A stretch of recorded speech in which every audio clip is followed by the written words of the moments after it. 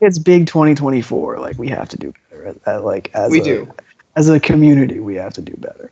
And it's crazy because they feel like we actually have been doing better, but we still have got a ways to go. 100 in terms of like you attention, think about how far we've come from compared to like 2019, 2020. Jesus Christ! Think about like when like Playboy Cardi, like the self-titled, had like a 2.8. Don't even.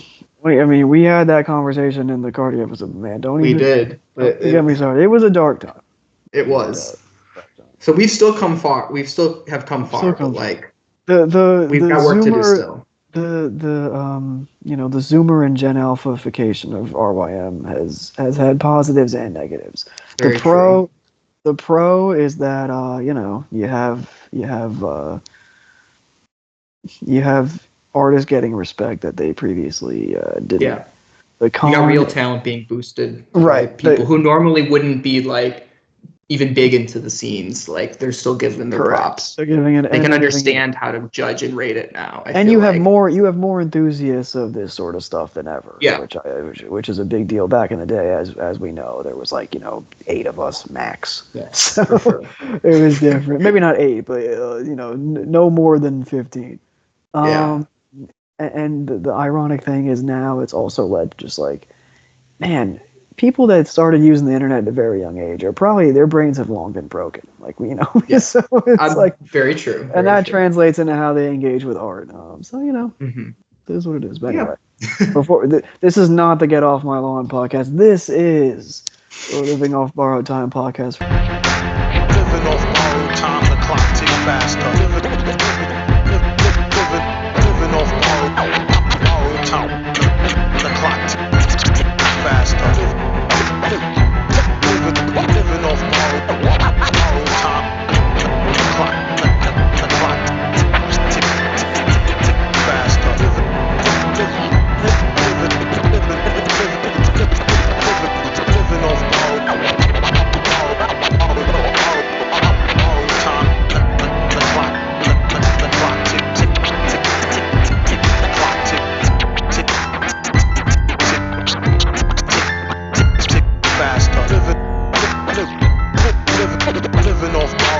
the clock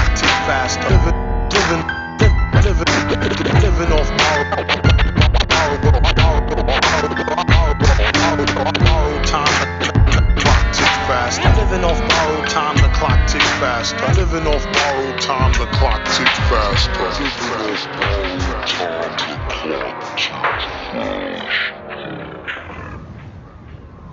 That's for the week. How's that for a segue into the intro? My name is Caleb, aka OptimalAudio and RYM. Sadly, if you're a long-time listener, you know what my annoying-ass voice sounds like. And I am joined once again by a special guest. He really is, I wouldn't say an unofficial fourth member at this point, but he is on you're on the short list of people who have made a litany of appearances. Travis probably has you beat. Some other people are in contention with you, but you are a very very special guest, and we value your opinions and takes a great deal. Ben, aka Embraced. I have to condition myself not to say created by rejection. That's okay. I go by either at this point. It's all right. We're working on a transition phase. Did you see, by the way, we're going to get into talking about this art. Did you see in a certain artist comment box that when you said that certain problematic figures stole your picture for their album cover, people were disputing that, / people were also saying your username, I think in a mocking tone, but I'm not too sure if it was mocking or not. Maybe really? Wait, I don't know. Did not see this. Someone just typed created by rejection, and that's all they said. That's okay. I can. You can take that. You can take that. I can take that. I can take that. Seemed a little. I'm like whatever. Seemed like a poke, but that's fine. I'm just here to defend your honor. I'm semi-cringe name that I made when I was 16. Get over yourself. It's. Hey, look.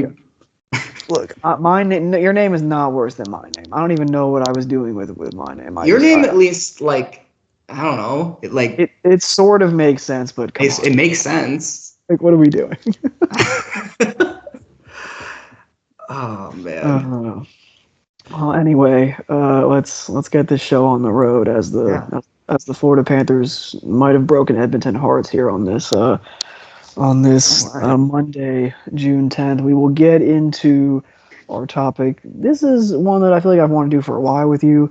We kind of did this 2 years ago. It was but it was more of like it served as a stopgap because the pod hadn't recorded in a few months at that point. That is not the case. We are on a We've been rolling. Yeah, the prolific pace, and shout out to Patrick. We just had a very special episode with Patrick and guest Thought Foul, excuse me, with special guest Curly Castro. That was a great episode. Definitely go check that out if you haven't heard it. If you are listening to this pod because you heard that episode and you're a new listener, subscriber, etc., thank you. We are talking about very different music.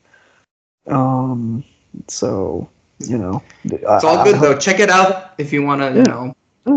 I hope you enjoy either way. Yeah. But yeah, so this is an episode that we're in 2024, and the 2020s have been a very eventful decade so far for the quote unquote underground. And I use air quotes because the fucking lines are blurred more than ever these days with the internet, and everybody has access to everything, so it's hard to just say the words the underground.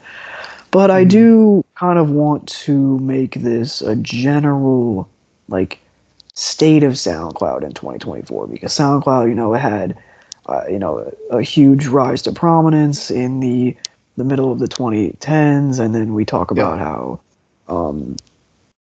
that sort of carried over into a big time, I would say not a renaissance, but a SoundCloud evolution in 2020, 2021, around that time, where more and more people were checking for SoundCloud than ever, and more creative, innovative, not to speak too strongly, but groundbreaking, I would say, music was being put on SoundCloud, and the platform had a lot of relevancy. And now it's interesting because SoundCloud is as big as it's ever been, but it is kind of it's been the breeding ground for a lot of sounds and a lot of different sounds, and that have sort of splintered out.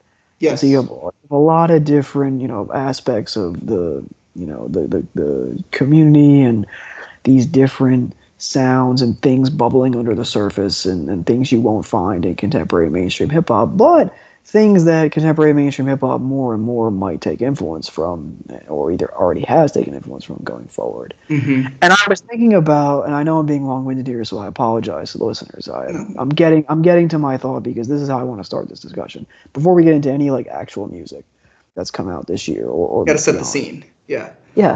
I was thinking the other day, so when SoundCloud had its breakout, it was in large part to a lot of, the Florida stuff, obviously Triple X and Tastione, Ski Mask Slum God, but you also had, Uzi being big on SoundCloud. But Cardi, you had all these people that went on to be, X was a massive star, obviously, For sure. Still, I honestly will say still is. It still is, yes. Obviously, unfortunately, Meta untimely end, but people like Uzi and Cardi went on to be, genre-defining stars, and have had their moment in the mainstream since then.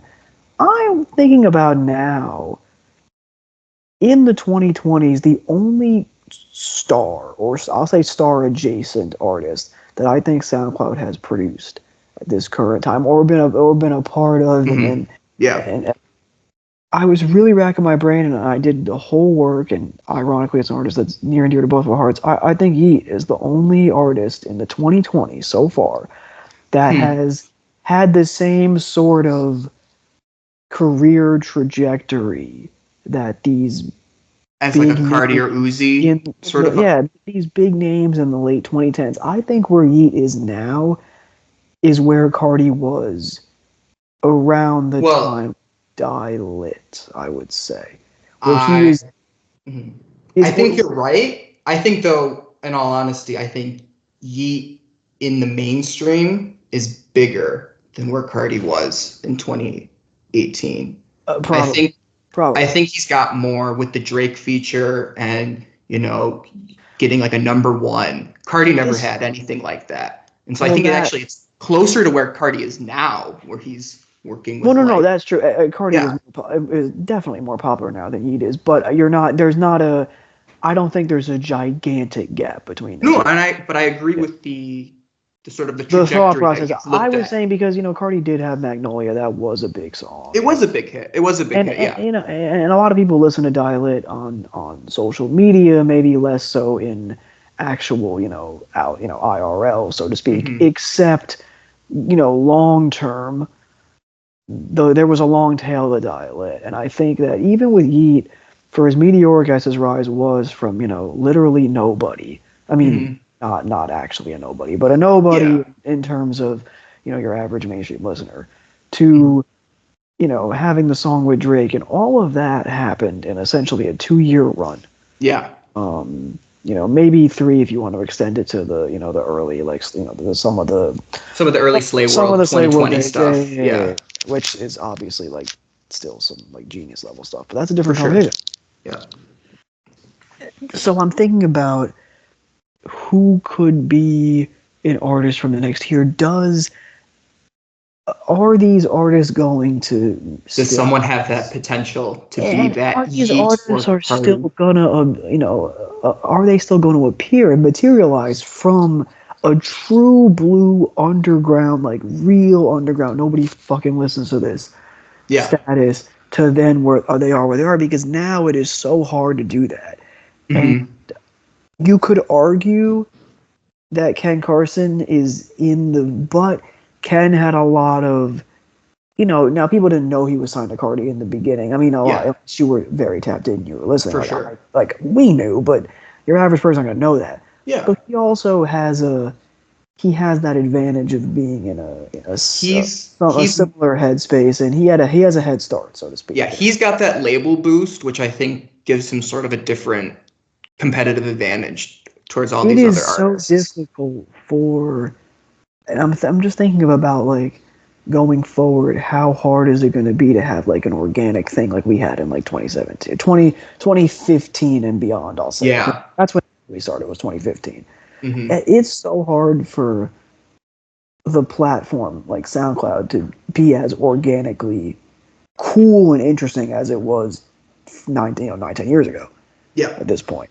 It's such a watered down platform at this point, and it's such a... Well, you got everybody who's over the age of 15, making beats on their computer, making songs on their computer. It doesn't have that sort of mystery, or almost deep. So you need to be deep into it to make songs. You need to know your shit. You can just, anybody can do it now. So I guess in a way it is kind of watered down. Maybe not in terms of the talent, but it's just, you can just have anybody who you want. I think from a sheer volume perspective, it is certainly watered down, and I would also say that it's watered down in terms of corporate ideology associated. Yes, agreed. Which is that's just what capitalism does. I understand that, but that's just it is unfortunate. Mm-hmm. That's an unfortunate byproduct that we kind of just have to accept at this point. Right. You have to live with it and move on. But that's it's tough. But yeah, I would say that we're in a really interesting time for we sure are. I think we're in a very interesting time. I think a lot of the artists that we may have not thought of that to blow up, that we were listening to back in 2022, 2023 are now making waves. And it's interesting to see how and why these certain artists are choosing to get the sort of the label treatment or get that extra promo.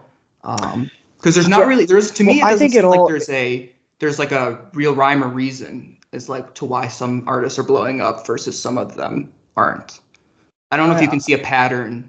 I think it all started with the TikTok, the recognition that TikTok could do what it's doing. Yeah, in the sense of, oh shit, TikTok not only helped to blow up Yeat, an artist that was wholly unique and sounded like fucking nothing. That's not true. You had Young Thug echoes, and you had little stuff. Obviously, there were things here. Well, and you there. had like you had inspiration, but putting all of that together to make one sound that was unique. Especially in that 2021 era. Right. It was almost like, we talked about at the time heavily about how it was like his quote unquote gimmick and whatever with the dialect and certain how he was making songs and he was like and just the rate of how many he was producing about that. I mean, there were like 3 albums in the span of and him like 5 seizing months. the moment on all the rage stuff and making like easily the best like post Cardi rage stuff. Like, yeah. Especially at that time when people were bastardizing it. Anyway, again, so the real like thing for me is what is gonna be like. So TikTok blew him up, but it also retroactively blew up like Summer's Autumn retroactive. Yeah, bigger because their songs would be in all these TikToks, and then even like Isaiah TG, which is just like when I first heard Isaiah TG in spring 2020, like or whatever, early 2020. Yeah. I thought I was listening to like the next Cardi. I remember thinking at the time, it's an unbelievable feeling, and that feeling is what makes SoundCloud great. I'm looping it back around, guys. I promise. Oh, for sure. But that feeling is what makes SoundCloud great, and obviously I still get that feeling, today here and there. But that was a very unique feeling because I thought I was listening to like a special artist. As it turns out, I was. Yeah. But there's not many artists like him, in rap music. Period. Maybe ever. And the funny part about it is, I'm thinking now, it's like, damn, like how often is that going to happen, like continuously? Or like, if it does happen, that artist that I think is like so great, that song I like so much is gonna be big on TikTok in 2 weeks, and then whatever, they're gonna be off, and now Columbia Records is distributing their stuff. Yeah, so it moves so much. It moves so much faster. Because think about how long Cardi got to get signed to like a big deal, and he was blowing up huge on TikTok. I mean, not TikTok, sorry, SoundCloud back in like 2016, and so like he was like a huge deal during that time. The rate that we are moving at is like low-key unsustainably fast. Like it is unbelievable, and that also translates into a lot of the music. Like, last year's music is so last year, type shit, which is always right. In rap, to be fair. That is kind of like the underground in a way. It's like you get 6 months and your time to shine with your sound and your genre and your style, and then if the people get inspired by it, then they progress the sound, and if they don't, then they kind of leave it in the dust and move on to something new. So yeah, that's the way it is, unfortunately. But it also, not unfortunately, but also it keeps everything fresh. You don't get that this style repeated over and over for an entire year and a half or so. It's moving very fast, it makes it tough to keep up with. But you're always getting fresh styles and sounds. So it's all good fun just to keep listening to all these new things that you're never even gonna know what's next, because everything is changing so fast in the underground. Yeah, it is really something to behold, and that all of that essentially throat clearing, but background is going to lead into kind of what we're noticing this year. What's hot in SoundCloud the last year or so, or where is it going? What are some of the aspects that we like and don't like? Because I do have qualms with some of the state of things right now. I'm very interested in hearing those. We might have to, and we might as well start, because TikTok has done this and just the proliferation of a lot of this internet rap as it gets, as it's gotten bigger and bigger and more of like a this is my personality trait ass thing. Yeah. Might as well start off with like the fucking. I mean, this is ironic, two white guys talking about this. Might as well start off with the fucking like the white rapper conversation, like it just in terms of, and I don't really have an interest in this conversation usually, but the discourse machine has been at an all-time high this year, and in the case of one in the case of one, and it's not all white, but in the case of one particular sense, I do actually, I think it is worth a real conversation. But we gotta get it right. So people like artists like Ian, for example, who put out a tape recently with the god awful meme cover art and the marketing and all that stuff. And the funny part is, I listened to the tape. There's songs I really like on there, as I expected, because I liked the singles a lot. I mean, Figure It Out was really cool. I didn't know what, like, it was just a really good song. Like, Grand Slam is a really good song. Like, there's nothing groundbreaking, but they're just like, good tracks that you can throw on. Music, so you don't need it doesn't warrant a discussion. Right. And the thing about Ian, as we talked about off air before we chopped it up here, was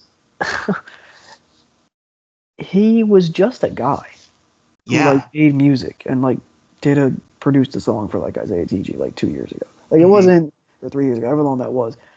He was just a guy who was like pretty faceless and like I don't think he had a lot like crazy internet presence. Correct me if I'm wrong. No, legit faceless. I mean, like you look at his like SoundCloud.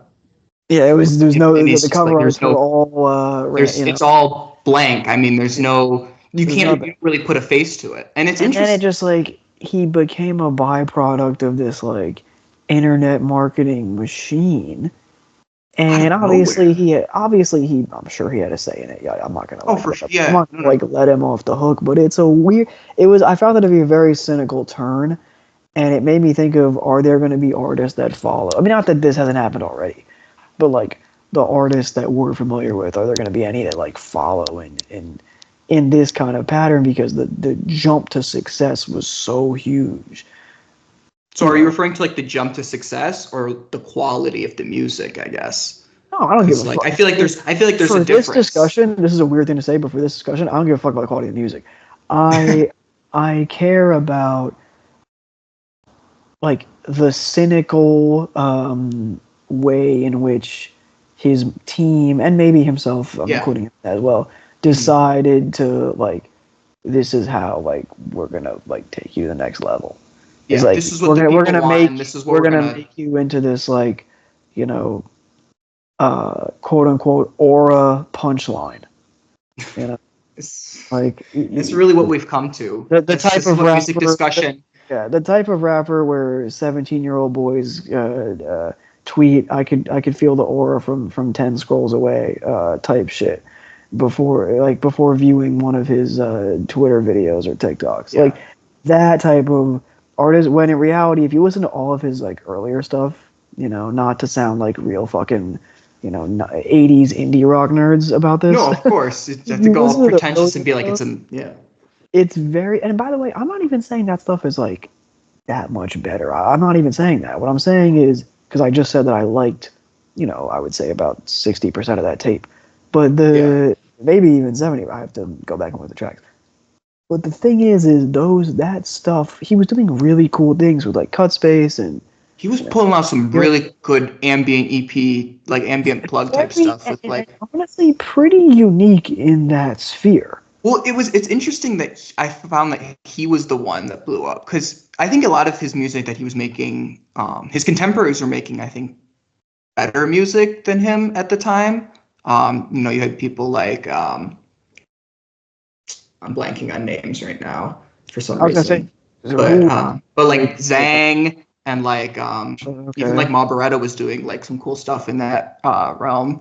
But like I was surprised that he was the one who blew up. Obviously he did through a different sound than that style, but like even in 2024, he was still dropping some like cut space type 100%. Like it was such an interesting switch. Yeah. I don't know, he released like a song with cut space called like Du Jour, which is like Lowend, like ambient Plugg, which is insane. That was like in February. Yeah, it's like it was really good. So like 3 months later, he's releasing this like style.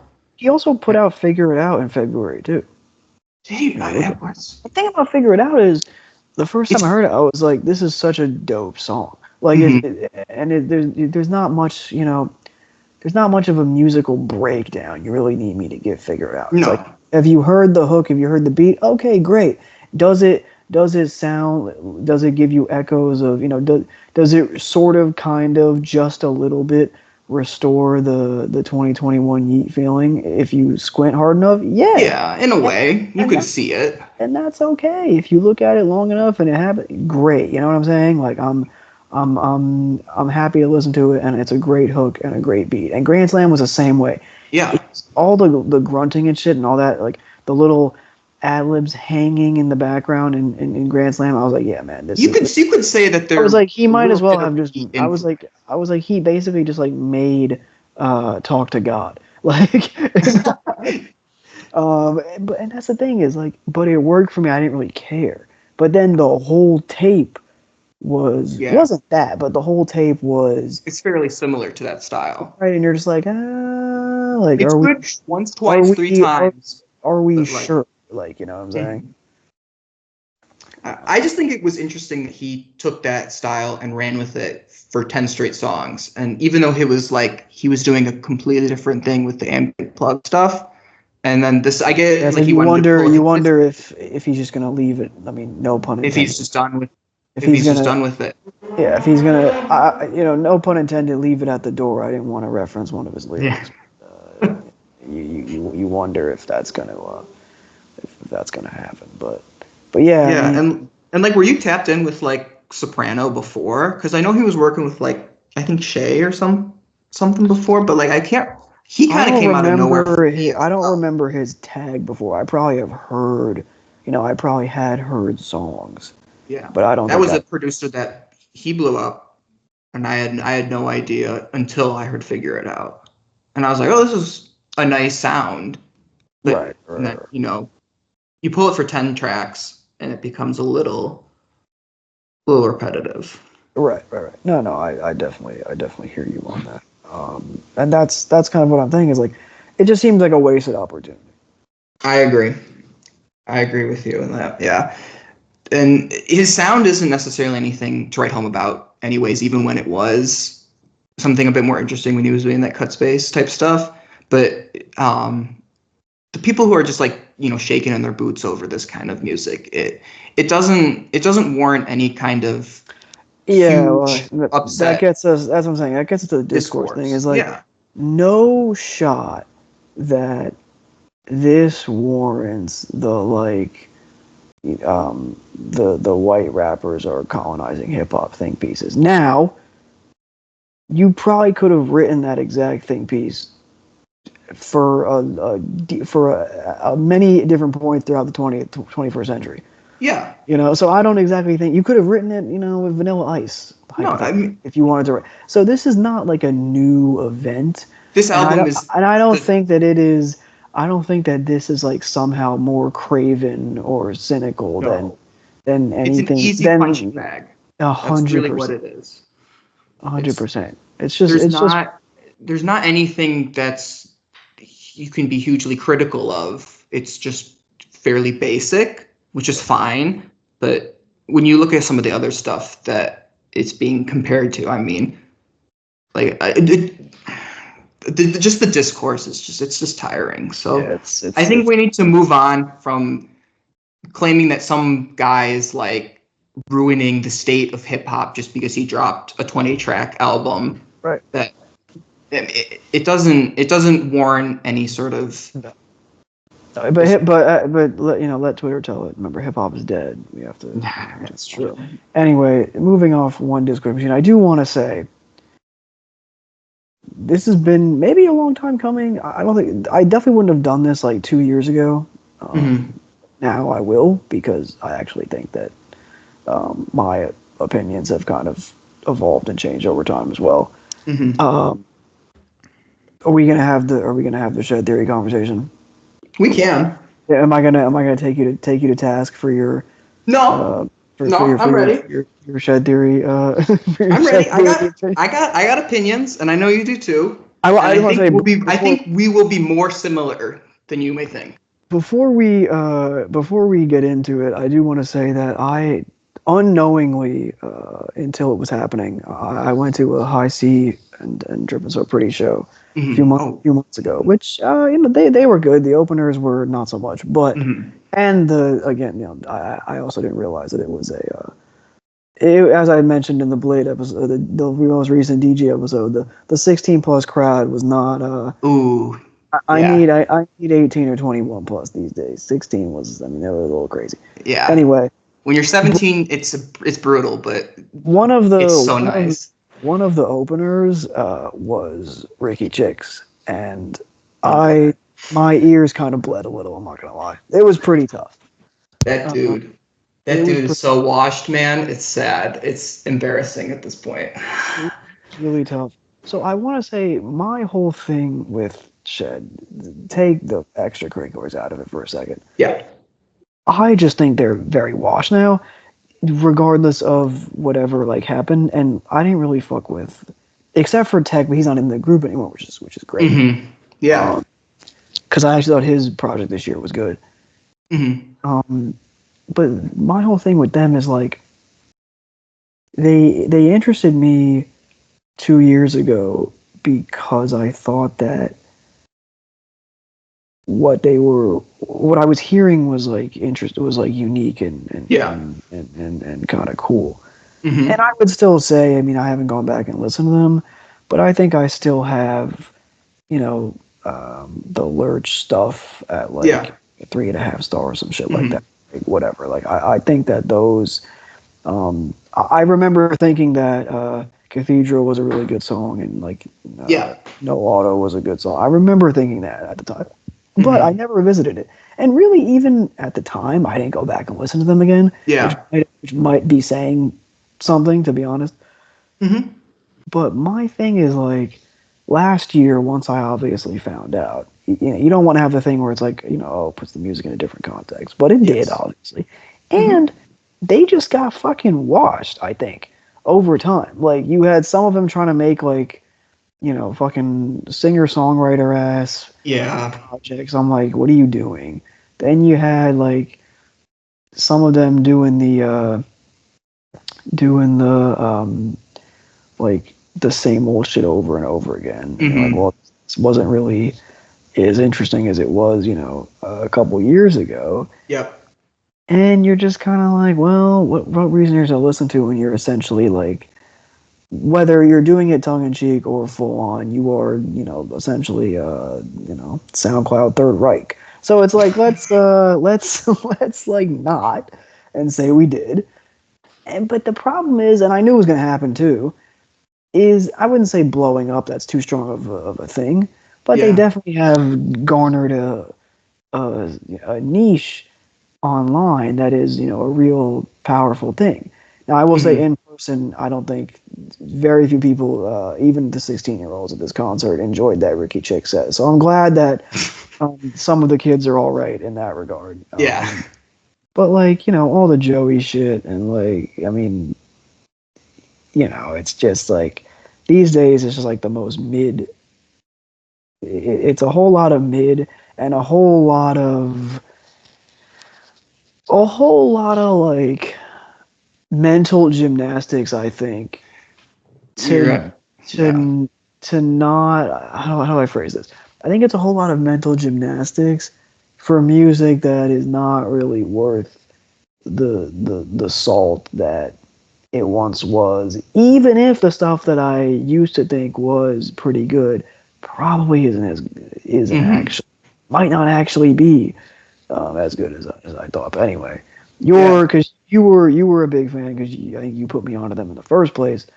Exactly a couple years ago. So what was kind of how was your sort of relationship evolved, and then we can kind of get into what it means that the underground just allows this shit to happen. No, for sure. So obviously when I first discovered them, I didn't know who. I heard of Joey before and I knew some of his stuff. I didn't know any of the relation with anyone. It was purely music. And so I'm it was just a bunch of dudes who I could barely distinguge from who they were, to be honest with you. Yeah. I had heard Joey back in 20 on a quiet ass ambient beat. It wasn't. I remember hearing Joey back in like 2019 when he was getting like Blade copies, like people were calling him like a Blade copy. He was doing like stuff with like Throne and all of those guys. That's an early era though. But like, and then I just remember hearing what was it? It was Grog, and I liked it because of not necessarily because of the artists like Joey and Marlon at the time. It was because of the beats, and I loved the music, the production behind it. So that was what got me hooked, and really that sound and style, the ambient Plugg style, was what made the music for me. So like, in all honesty, you could take or leave a lot of the guys in the group, but I thought they had the best set of producers working for them at the time. And I thought a lot of the beats that they were working with were creative enough, and they could bounce around on those beats all in sort of like a group setting. Sort of like, I don't want to, I'm not even going to say it, never mind. But the sort of like the synergy of like all of them bouncing around with different voices was interesting to me. I didn't know anything about who they were as people. I just kind of liked the voices. Oh, I absolutely had zero idea. I feel like a lot of people, it was just faceless dudes on the internet for me. Yeah. It wasn't. Yeah. I liked the music. I liked the songs. I was singing along to the songs, but the actual fandom, I wouldn't say I was ever like, oh, I would never call myself like a Joey fan. I would say I like Joey's songs. I say he's got some great songs. He sings well and raps well over good beats. But I would never say I'm part of the Joey. Well, and also, I mean, doesn't help when the 16-year-old fans are nodding off at nodding off in concerts. I was at the concert in last August.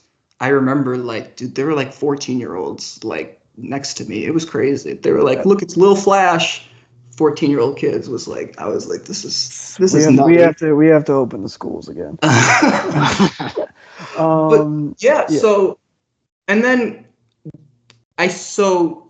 they were dropping great music up until like, I would say like around mid 2023. And then all of a sudden I just feel like they've just fallen off so hard. And I know that's a big like sentiment that a lot of the fans because I follow a little bit of what they're doing just to stay up to date on like some of the projects, because I do still like some of the artists in the group. Getting the people in the fandom, just to be clear, they are not getting swastika tattoos. We just want to be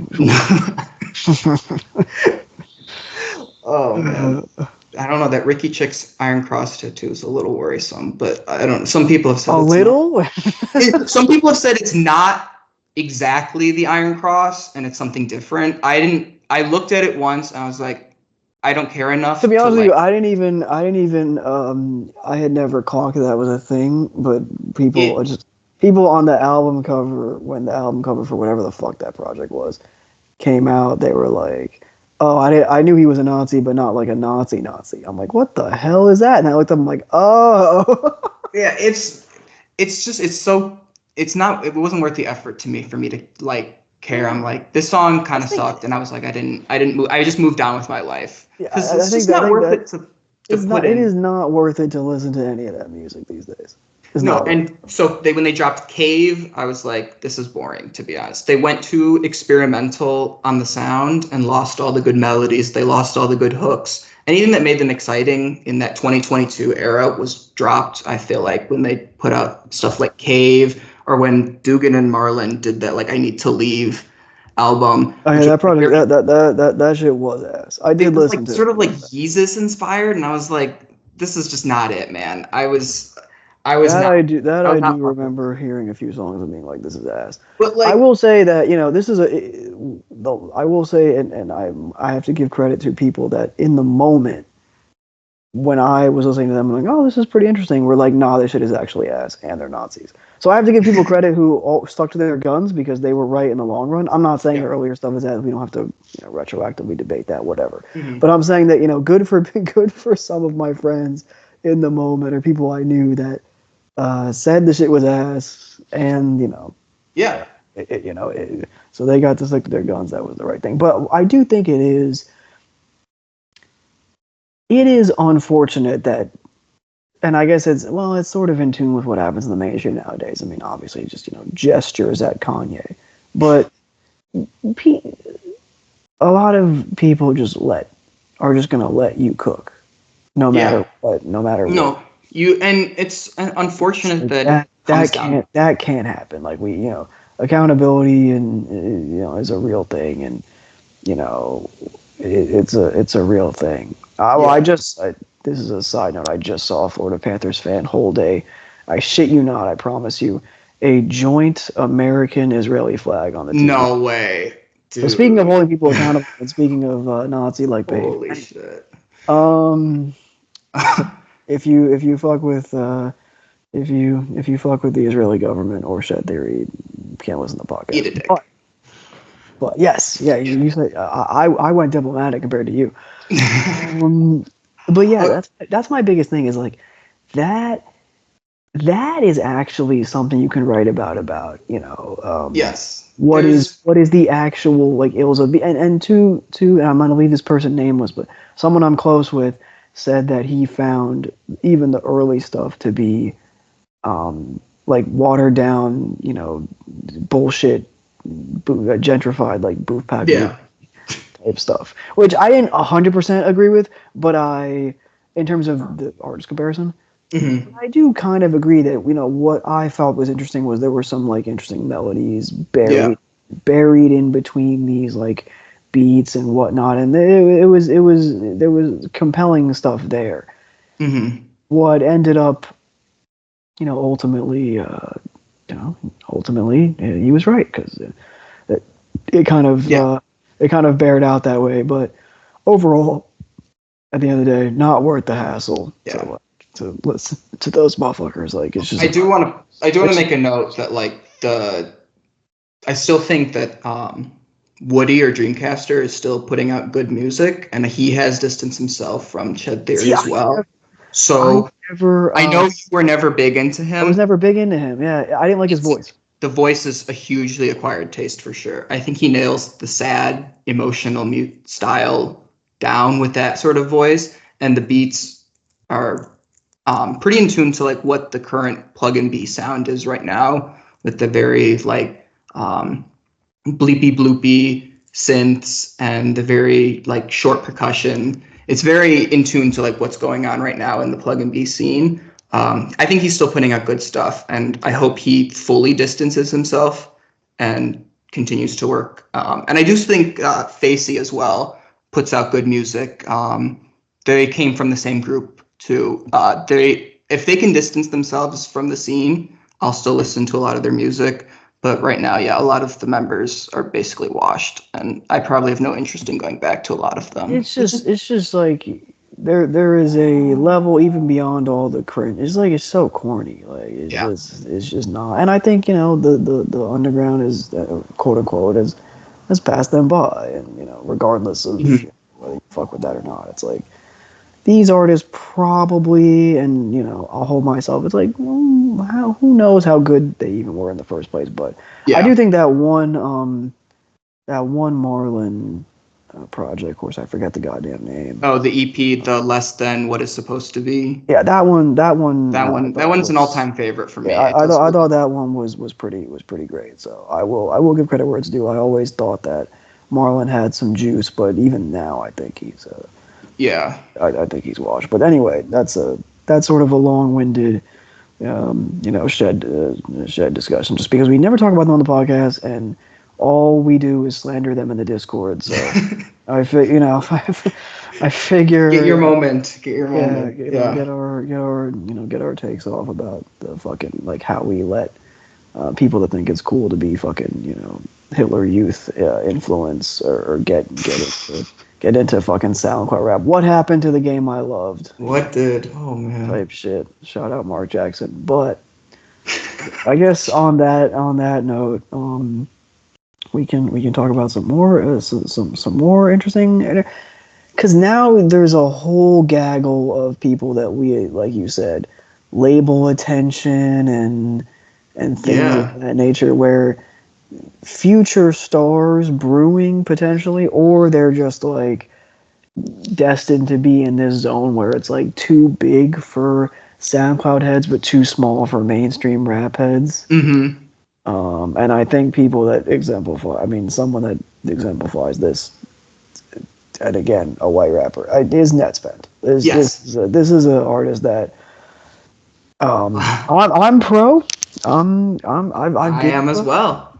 I've been pro. I think we might need to investigate his girlfriend, but that's a different conversation. Oh yeah, the lyrics on some of these are a little bit. Someone called Chris Hansen, maybe. I'm not usually an age gap person, but 911. Just eyebrow is raised. That's all I'm saying. An eyebrow is raised. Maybe they do genuinely love each other, but even if anyway, not a legal podcast. But in terms of like, he's kind of in this zone where it's like, you know, oh boy, another white rapper like blowing up. But I think unlike some of the other artists, you know, like God forbid, like a Lil Mabu or something, like whatever. Yeah. Some of these like Odatori, some of these like healthier artists. That's been kind of the other side of the coin where it's like he's so young and he has a thing. There is a defined thing that makes him unique, which is very hard in today's day and age to do. And I'm not saying I'm not talking lyrically, there is just a quality to him that makes him unique, that I find to be, really fascinating. And he definitely has that quality. That quality is also present in the songwriting. It's like, hey, you know, the first song I heard from him was I heard Funny and I heard Shine at Peace, and I'm like, hey, these are fantastic. Like, you know what? He's got a great presence when he's speaking. Even if he's saying nothing really, like he's just talking about like Papa Bean, Papa Perk, like. It's the way he's like enunciating. The 100th pour a 4 up lyric. Yeah. Yeah, but he's kind of got that, like, he's sort of in that vein where I think where Matt Ox was back in the day, where I think he holds a little more respect than someone like Ian, where like people are like, oh, this dude's like doing nothing. He's boring, bland white rapper.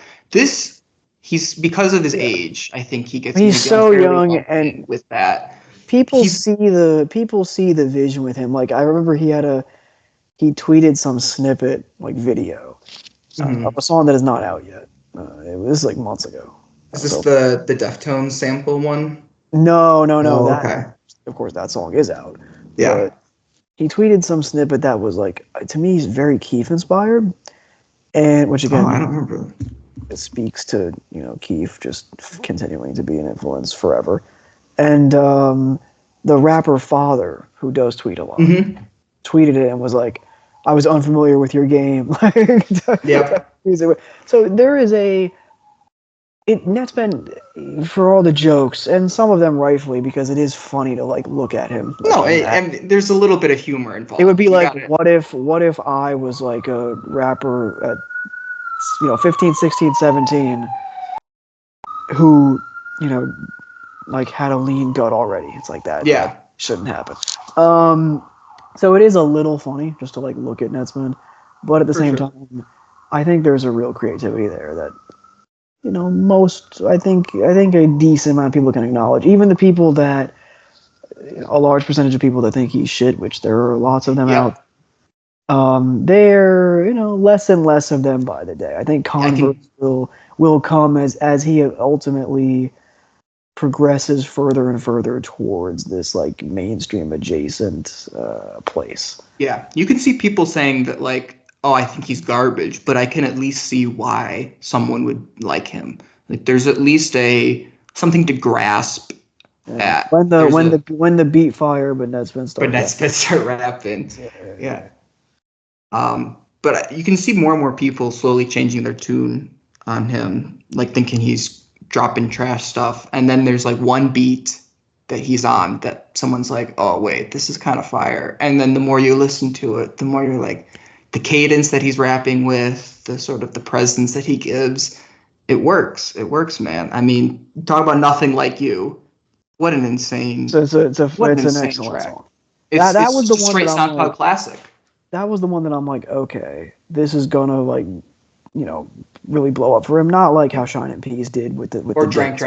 with the right. That was more of the novelty of it. Yeah. This one I thought was gonna blow up because like, okay, people think this is like a really good song. That's why it's gonna blow up. And also just like the it's like an artistic song now, which is not usually. I love that you say artistic song with like lyrics like slut truck. Oh, like, don't even it's some kind of. What does he mean by that? I don't know, but I'm yelling it in the car every time it comes on. He goes from this like somewhat romantic sentiment of like hold my hand if you think it's for life or whatever, which I'll let him get away with because he's 17, cringe and all. I'll let him get away with. I don't know. That's cute. I love that. It's sentimental. I don't mind that. But then he says, I'm going to slut her out. And then he says slut truck like 3 times in a deranged, like, young thug ass way. Yeah. Which is funny and interesting. But also, like, what the fuck? Like, what does he mean by that? So, yeah, shout out to him. So it's hard. That's all that matters. That's all that matters in today's landscape when it comes to SoundCloud. Whether it is the lyrics or the beat. Doesn't matter if it's garbage, as long as it goes hard. Something could be garbage. And it's not even that. It's like be interesting. No, yeah. Does it help that he routinely works with my favorite producer in the world right now? Probably, or in the underground space. Okay, like yeah, probably it helps that he works with like one of the best beat makers in hip hop. Like yeah, I mean, OK is on a generational run right now when it comes to beats. I literally couldn't name you a bad beat. Like it's unbelievable. He's got to be MVP of 2024. For producers, in my opinion. Oh, he was 2023's MVP for me. Oh well, I guess it depends how you look. I mean, at it. I feel like he blew up. I feel like he was. He made the IE Humans beat last year. Like we did, we gotta let him be the top. But yeah, I don't know. It's just my whole thing is like be fucking interesting. Do something that I haven't quite heard before, and that's what he does. And I will say, as we get to this next artist, who we've talked about briefly on the pod. So Nettspend could be one of those guys that has like a run to mainstream. I could see it. I could see that as well. This artist, I can't see it, but they are in cohort together, and I think that his creativity is fascinating. Of course, I can only be talking about Xaviersobased. As yes. We know. So we might as well talk about his output this year.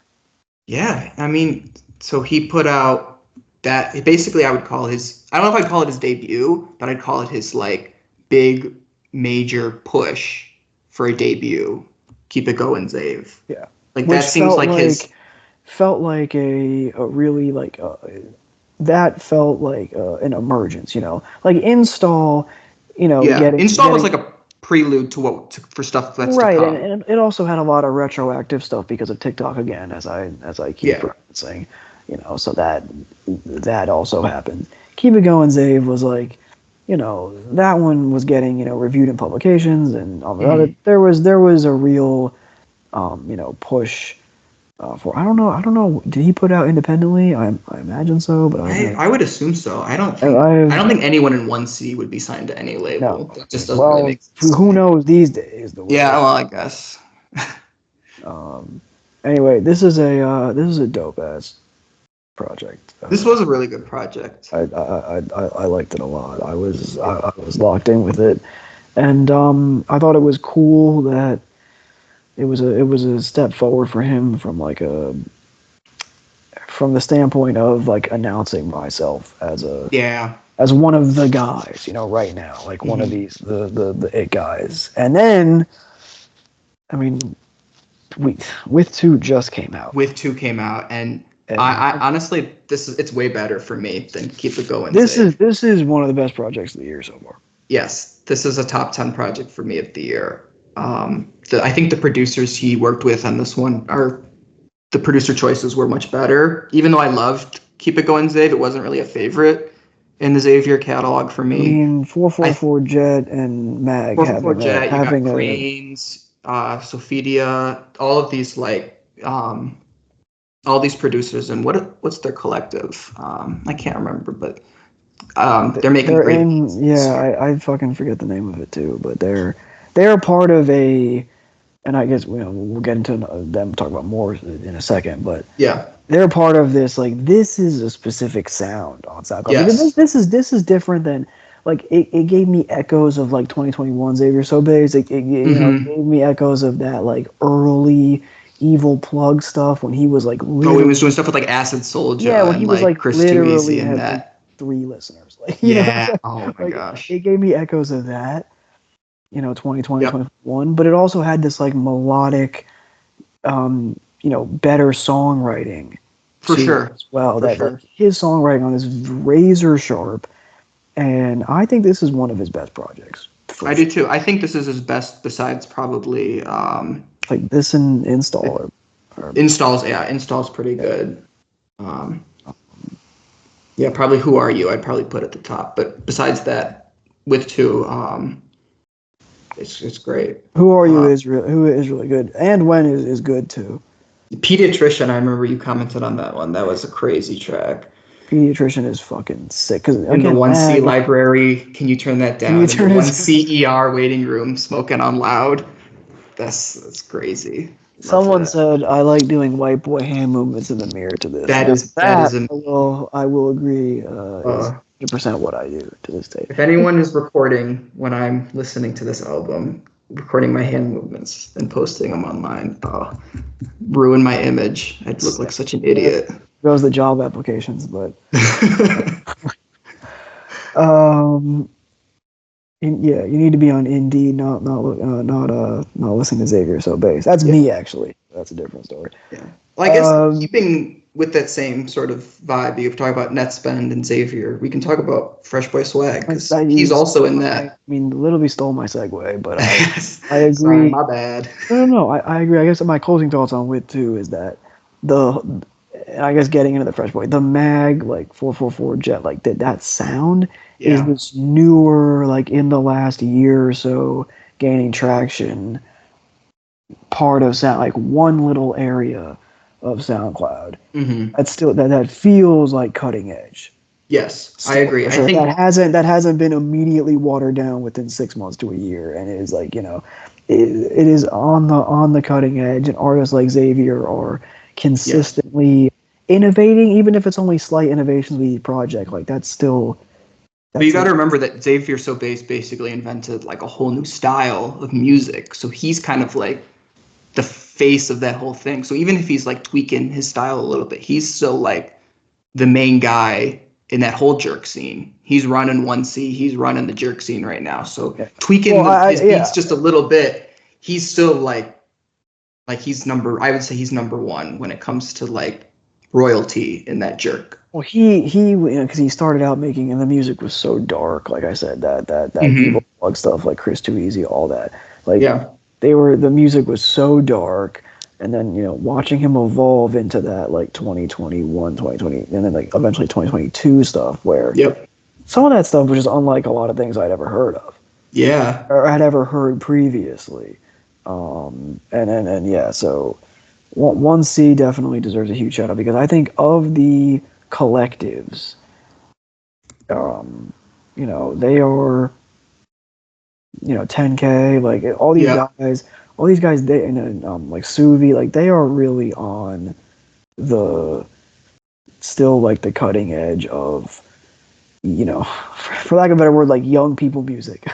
No, for sure. I feel like they're still in that. It's definitely like doo-wop had influence, because doo-wop has influence in everything. I don't want to just like entirely attribute it. Like I think Xavier has a clear doo-wop influence. I think some of the music has a Cray influence, has a Midwest influence.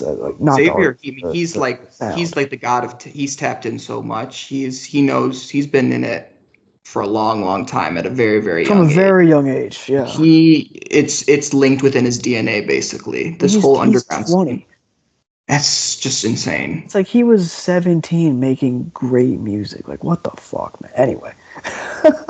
And like, there's so many good producers right now that are like 15, 16, 17. I can't even imagine. People like Clockwork and Wizard Pem are like 16 years old. Yeah. Dropping crazy. Well, that's what growing up on the internet, That's what it does. That's the positive, I guess, to the negative. When you no longer be drafted into the NHL lottery just because you're 18 and you're just like, I'm done. It's over. I'm not. That's how it feels. I can't start. Yeah.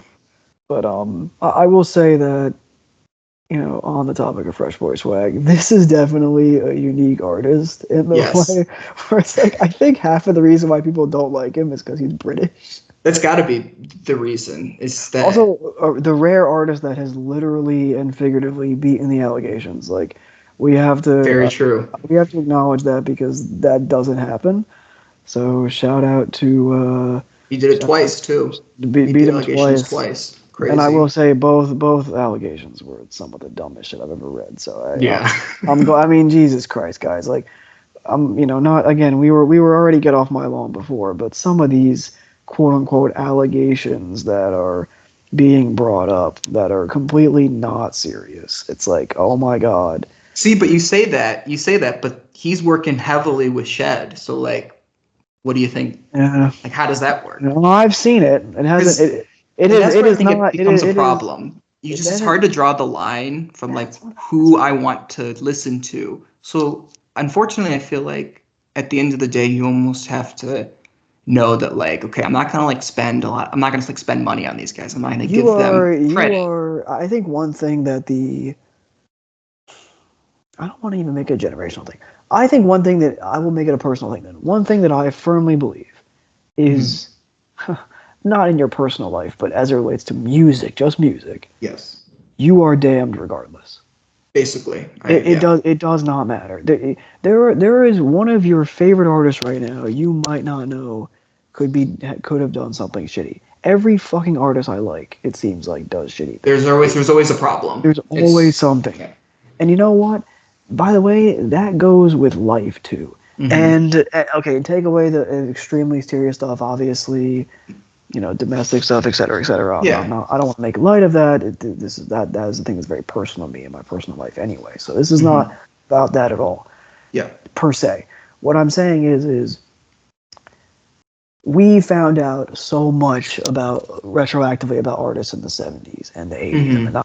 And what? We probably didn't find out more than 20% about them, really. You're so because right. It was a bygone era. So what would happen if we really found out about some of these artists that, who knows, maybe I hold very near and dear to my heart from decades ago? What happens if they really found out? Like, found out about everything? It's like, that would be a damper on the situation. That would probably be an issue. Because the moral of the story is no artist you like is probably, like an exception. No artist is flawless.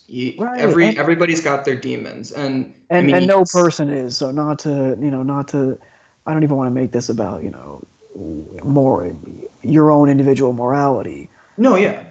I think, just what you mentioned right now, it's like, at the end of the day, I'm going to listen to the Phreshboyswag album because I want to. I listen to it because it sounds good. I don't listen to it because I'm like... By the way, how old is he, probably? Probably like 22. Like, at most. Yeah. So it's like, I'm not saying you're off again. I'm not offering absolution because and it is, people choose who they're friends with, like whatever. But an individual is not a bad person because of their friends or who they work with or who, and et cetera, et cetera, et cetera, et cetera. There is so much that goes into if you're a good person or not. Yeah. I'm going off the rails here, but that sparked something in me that I think is and it goes back into him like beating these allegations, quotes. Growing up on the internet has fried so many people's brains, and I think that is in this internet rap community where the littlest things people are going to tear you, are going to try to tear you down for. Yeah. Or there's going to be fake, info out there on you. So anything to get like the people you like over the people you don't like. Like I don't want these people to get your retweets off. Yeah, exactly. Like to get your Twitter like rent is due, I guess. So like, I don't know, man. There's a lot that frustrates me about that general climate and how that relates to internet rap. But we are going to go so far off the rails. I don't want to belabor this episode, but I don't know how much you follow specifically with like the culture of the underground and like not like the culture of like like the artists and their like personal type Not stuff. the awful like meme pages and like whatever. Yeah, I don't really partake in any of like, oh, this person's beefing with this person, so I'm not gonna like fuck with their music, or like, oh, like someone was mean to me at a show, so like we should all like not listen to their beats or whatever. For me, the underground exists merely for me to enjoy music, and with the other stuff, it can influence me, but I don't really want it to take precedent over what I'm hearing in my earbuds, I guess. So if you become washed due to music, then I'll stop listening to you. Right. But like, it's hard. Yeah, but it's like, I also like, I try not to find out a lot about it. It's funny because I am in, I mean, this is, I don't want to overstate this, but I am in some circles, you know, I've been in some circles for a while now that I have learned some things about some artists, not anything bad, I don't think. Yeah. For the most part, but you know, I have my sort of access, so to speak, is kind of like, you know, a friend of a friend away from potentially some artists and who they're with and who they roll with and whatnot. Not that far, maybe a friend of a friend of a friend type shit. But it's like, I'm still there, and it's like, look, man, at the end of the day, it doesn't matter. Like, make your music, and or at least it doesn't matter to me. Like, to me, it doesn't matter to me. And whatever happens with you, that's disqualifying. That's disqualifying genuinely serious things.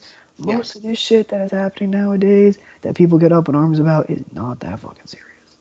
And like, the things that people should be getting up in arms about is not happening. Correct. So. Oh, now we're getting into that. We're getting into a whole different stuff. Like, the things that people get angry about are so minuscule compared to the things that people should actually be. Are you saying we live in a society? I am unfortunately saying that.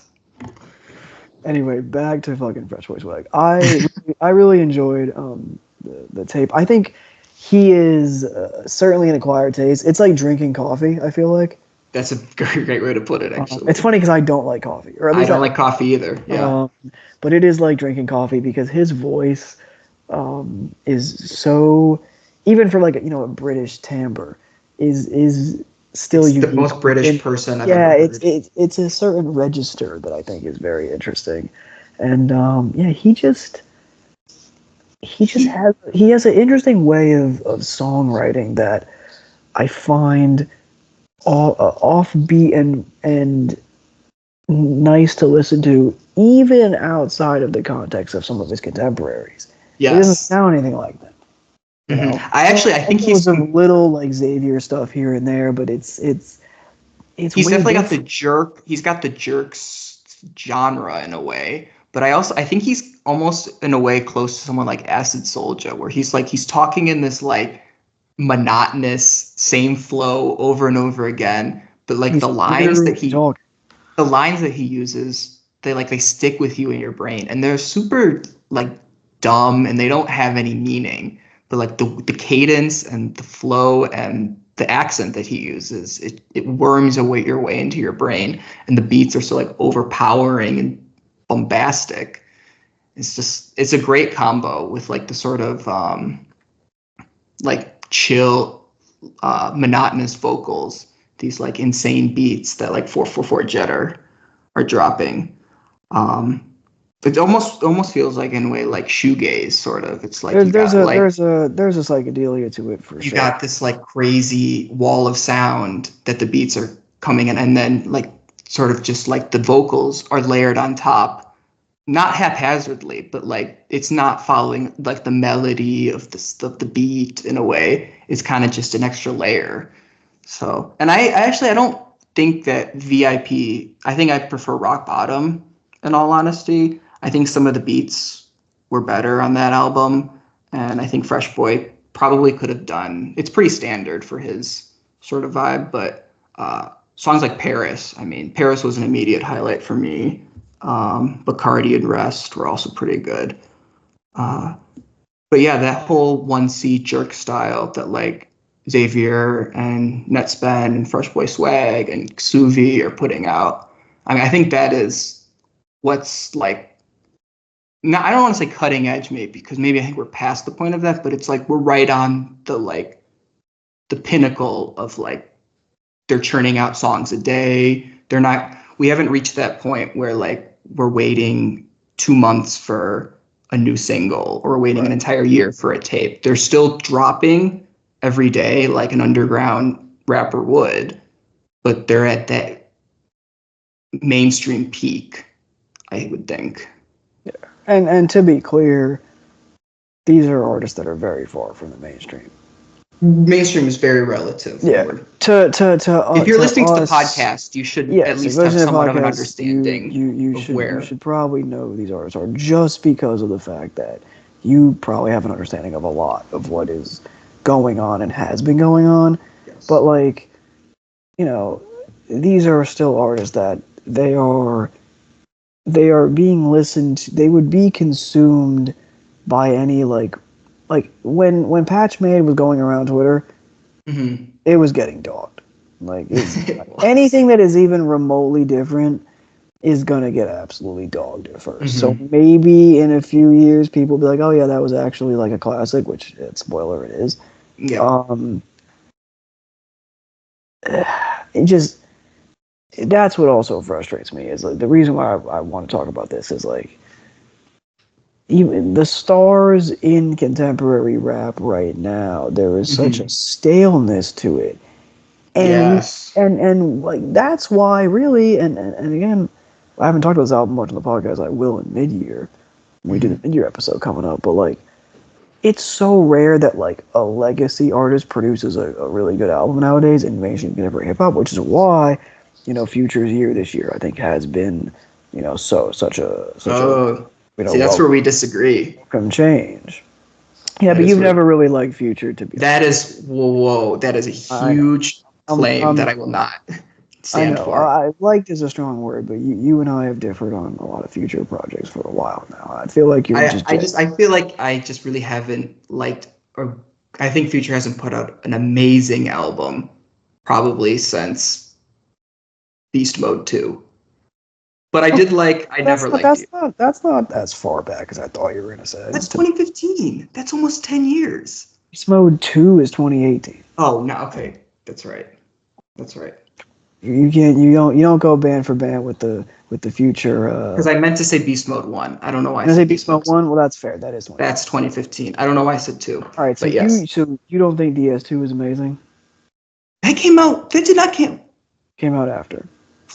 Same year, but like. I'm an idiot. I thought it came out. I thought Beast Mode 2 came out like October. So Hendrix no go for you? Hendrix was a no go for me, unfortunately. And I did like I Never Liked You.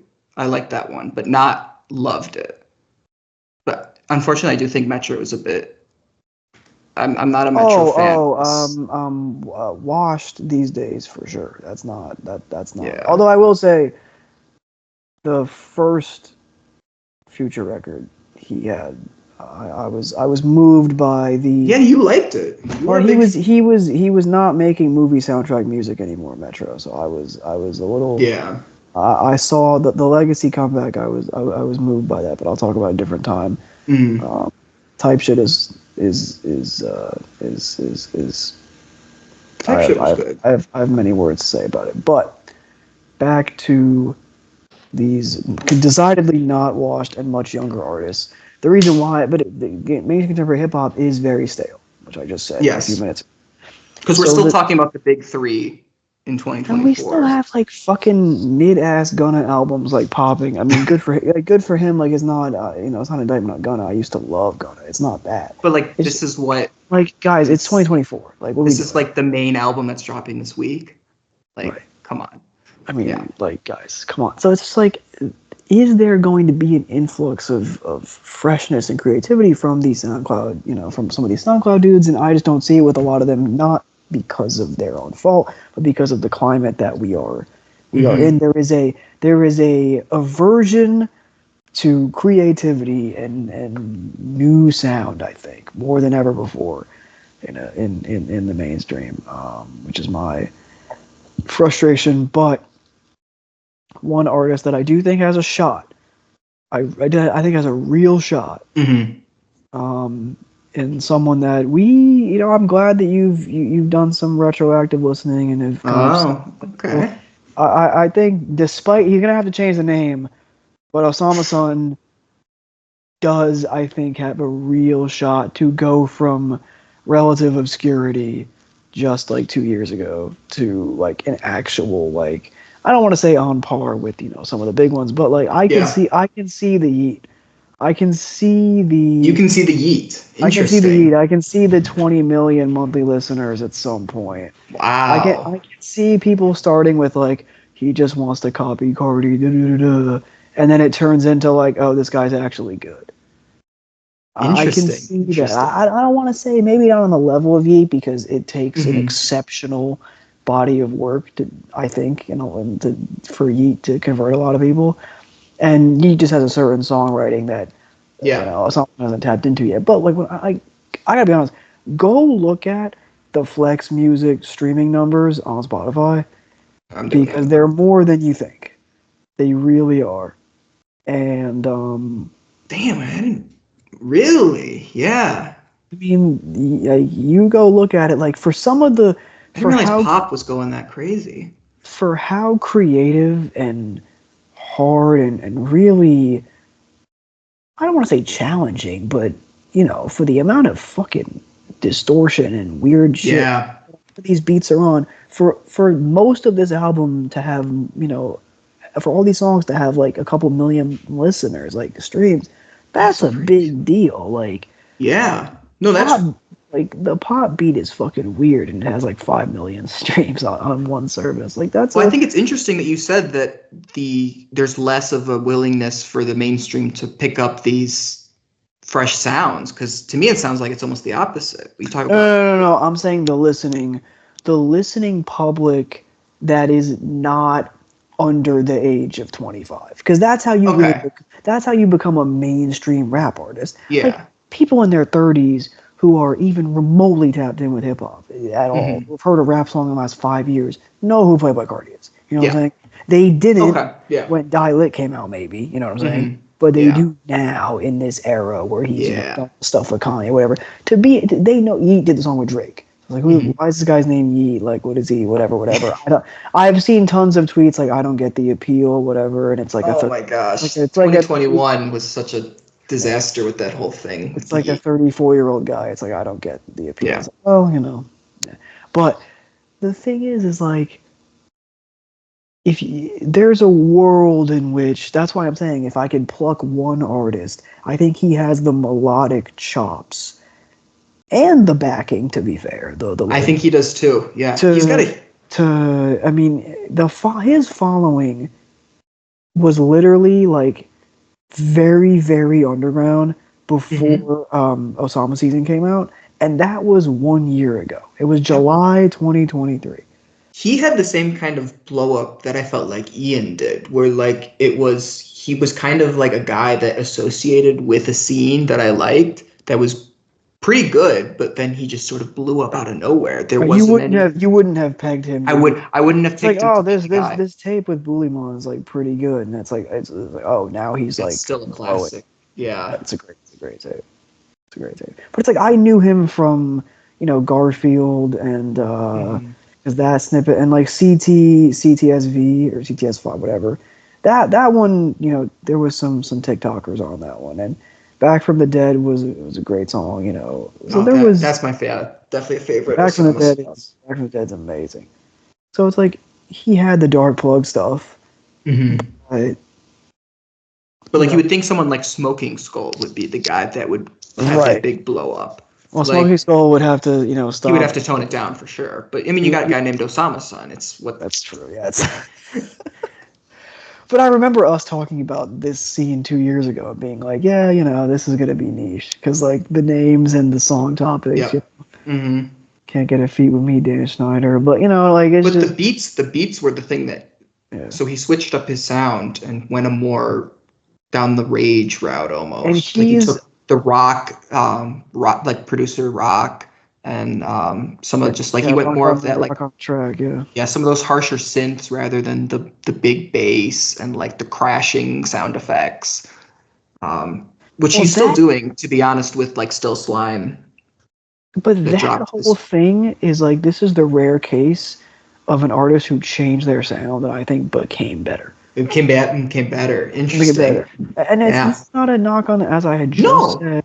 I really like the old work. I was listening to it, like I think it's more. I think there's more creativity with this new sound. Even if I prefer the old sound, but that's just because I have a bias. I think he's pushing boundaries more with this sound, so I'm happy that he's going down that route. It also helps that like this sound just happened to be. We talked about the en vogue sounds that come and go. Yes. The sound right now, when Flex Music came out, that became, with a huge addition to obviously a Great Chaos, which we could also talk in conjunction. That the sound of those two albums became like, I think is like a kind of a hallmark sound right now. This very like post rage. If they were doing subgenres on RYM, like this post rage sound that is now, we are finally getting away from the 2020 and 2021 and even some of the like even an album like Two Alive, which obviously was great when it came out. Mm-hmm. Not shitting on that at all. Don't mistake me for doing that. Yeah, we know how much we love that album, but we are getting away from 2023 was okay. We're getting away from that sound. Mm-hmm. We're moving on and we're innovating. And when you have OK on like half the project and Legion and Sky and Rock, like everybody that really fucking knows what they're doing, like, and they're all in there, and it's like there's this distortion and there's this like heavy noise and it's so dense, but it's so like simultaneously melodic, and he's able to like. Some songs he's like, really, really rapping like in a spastic way, and some songs he's like almost crooning a little bit. I mean, Kills is one of my favorite songs on Flex Music. Just an unbelievably good song. That fucking beat when it breaks down in the second half, I mean, it really reminds me of what does it remind me of? And I just lost my train of thought, but it'll come to me. But it unfortunately, it does remind me of a like a Cardi song or whatever, or like I'm trying to remember which one. The way it does the little like, you know what it reminds me of? The way it does like the little beat switch, it like reminds me of something that like, and this is a cursed sentence, but something that like a mid 2010s like Travis Scott like would try to do all the time, where like to change the emotional tenor of the song by using like a beat switch and so that but it works so perfectly on I see what you mean, because when it switches up and then it has like the little voicemail thing and then the beat slowly comes in and then it's like flex like, and then it's like I can totally I'm fucking headphones on, head banging, like and then the little like vocals in the background, it's like get us off, get it low, like I love that. I won't subject listeners to my singing, but I mean, your recommendation for me for listening to this in the gym was the game changer for sure. It was it worked so well. The constant flow that he uses, that's just like, it's just kind of sort of nonstop. He's just rambling off. It just works so well with these like mind warping beats. They're like worming into your ear, these little high pitched melodies with all the bass just like crashing down, and he's just going on and on and on. It just works for like running. Like you pick up and you just go, and it's like 40 minutes of nonstop movement with this album. I'm really glad I came back to it. I'm glad you did too. I think I was put off a bit by the first track. I don't think I like Blonde very much. I think that maybe have soured me when I had listened to it. But like Baghdad, when I heard it for the next time. Blonde is definitely a melodic track. It actually feels like, for the record, I love the song. So, but to be fair, that kind of okay beat, that feels like a beat that like Nettspend would have been. I could see that, and I think he might have the way it's almost like plucky. Yeah, I think it's a little out there for OsamaSon when he does his rapping on it. I think it's a little bit of he's leaving his comfort zone a bit. But I think I mean, it's good. It's a good song. I think it was just to start the album like that, maybe have put me on the wrong note when I had first listened to it. But yeah, I think out there for his comfort zone was the last track, which is like pretty hilarious. Oh yeah, I mean, I don't mean that in a bad way. It's just like it's my least favorite song on the tape, but it's just more of a thing of like, why did you make this? Like he just goes to like he kind of went down he made like a Diet Drippin' So Pretty song, like in the he went down like the Yeat route where he's like putting like real drums on like the like the end. This is what I'm saying. You know, he wants to be taken seriously as a real artist. No, I'm fucking around. I just you know, forget the digicore to indie rock pipeline. You know, this is now the real. You know, this Yeat's what is it? Can't Stop It. That started it all. Oh yeah. Oh my gosh. Dude, that dropped. Every beat on this album is fucking. I mean, Trenches. Oh my god. Trenches is Trenches was good. Oh, all the Legion tracks are really good. If you play Trenches for anyone like over 30 and they tell you to like turn off that noise, I actually wouldn't blame them. Yeah, no, it's like it's all understandable. I do wish the Perk 40 beat was better. I felt like I was a little underwhelmed by that, especially because worst part. But I know what it is. I like his rapping performance on that. I think he's good. I think OsamaSon's actually good. Really I just wish the beat was better, to be honest, especially since it was the only one on the album. That's fair, and I apologize for I cut you off a few times. No. Sorry, I'm always cutting off.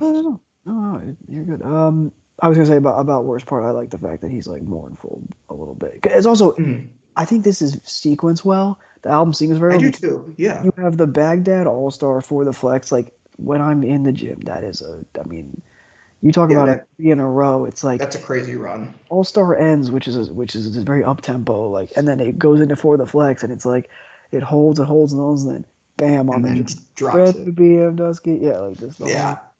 So it's just like, and then it's like me, so I'll go for the win. Like it's very aggressive. You need a break. Yeah. You need a break, and so you get that's fair. Yeah. It kind of ramps up again. Kills. It feels like an an emotional centerpiece, if you will. Mm-hmm. And then come through Me When. I mean, Me When is like a thrash metal like song. Like it. Yeah.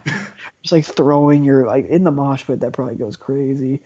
I'm sure this album live would be insane, and I'm sure I would rate it even higher if I had heard it, moshing with it. Yeah. This is for sure an album that would go crazy on stage. For sure.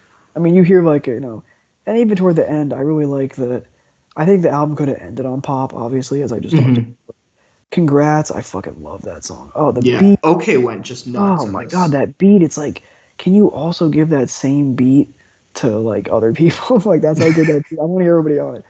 And then Pop is like just that sound. Like what the fuck? Like I know sound is like. Did it like get trending somewhere? Why is that one like popping off? No pun intended. Probably, I imagine it's like a TikTok thing. I don't know, but I haven't actually heard it in the wild on my phone. So I'll poke around for it. All Star, I'm not surprised, has done very well because that. That one I could see. Definitely.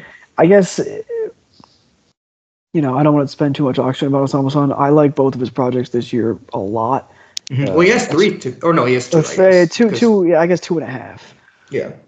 The leaked one with fucking that project was so dope. I actually think the extras tracks that got added to Flex Season, I think a lot of those were actually even better than some. Yeah, like Rehab, Cartel, and Freestyle. I was really big on those. Those would have made top 5 on the actual album. And then the Glock 40 collab. I mean, also, this is another thing where that's an artist that the instant I heard some of his I think I got into him like summer 2022. Yeah, because I heard the what was the project, Spads and B, right? Yeah, I heard that. I heard that. I think great. And that catapulted me from there. And then when Remember Me and Choose Violence came out, I mean, oh my god, that was one where I was like, this is a star. This is a star. Yeah. I had you know, we at least I'll speak for myself. I kind of search for that feeling sometimes. No, for sure. I Like think we all kind of do. The feeling that we talked about when we heard Yeat. Really, Yeah. when I heard him, like Early Day 2, and you know, You like want to be on the game. You want to be on that next artist. but you hear some things and you're like, man, I wish this person could become a star. And I always like, how cool would it be if he became a star? And it's like, wow, this actually like happened. Never in my wildest dreams I think would happen. Spaz, I was like, this is very possible this happens. And obviously, I think some of with the legal situation and everything, it's so depressing that he hasn't. I mean, he blew up, you know, just a relative. But why can't Spaz be?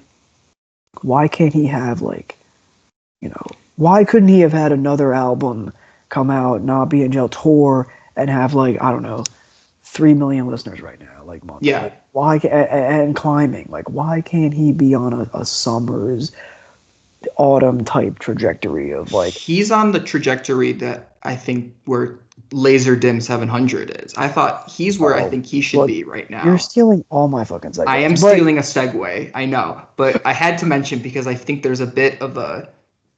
I see there's a similarity with them in a way. You see the vision, yeah. They're both doing that. Like they got that awful mic, which only enhances how they sound. There's that constant flow.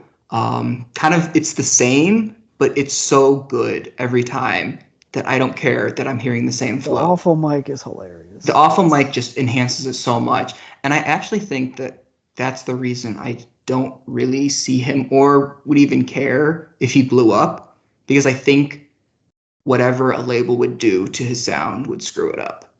And I think Spaz, you mean? I think Spaz and Lazer Dim, to be honest with you. I gotta be honest, I think Spaz can make. I think Spaz has a much better chance for sure, but Spaz from a songwriting perspective,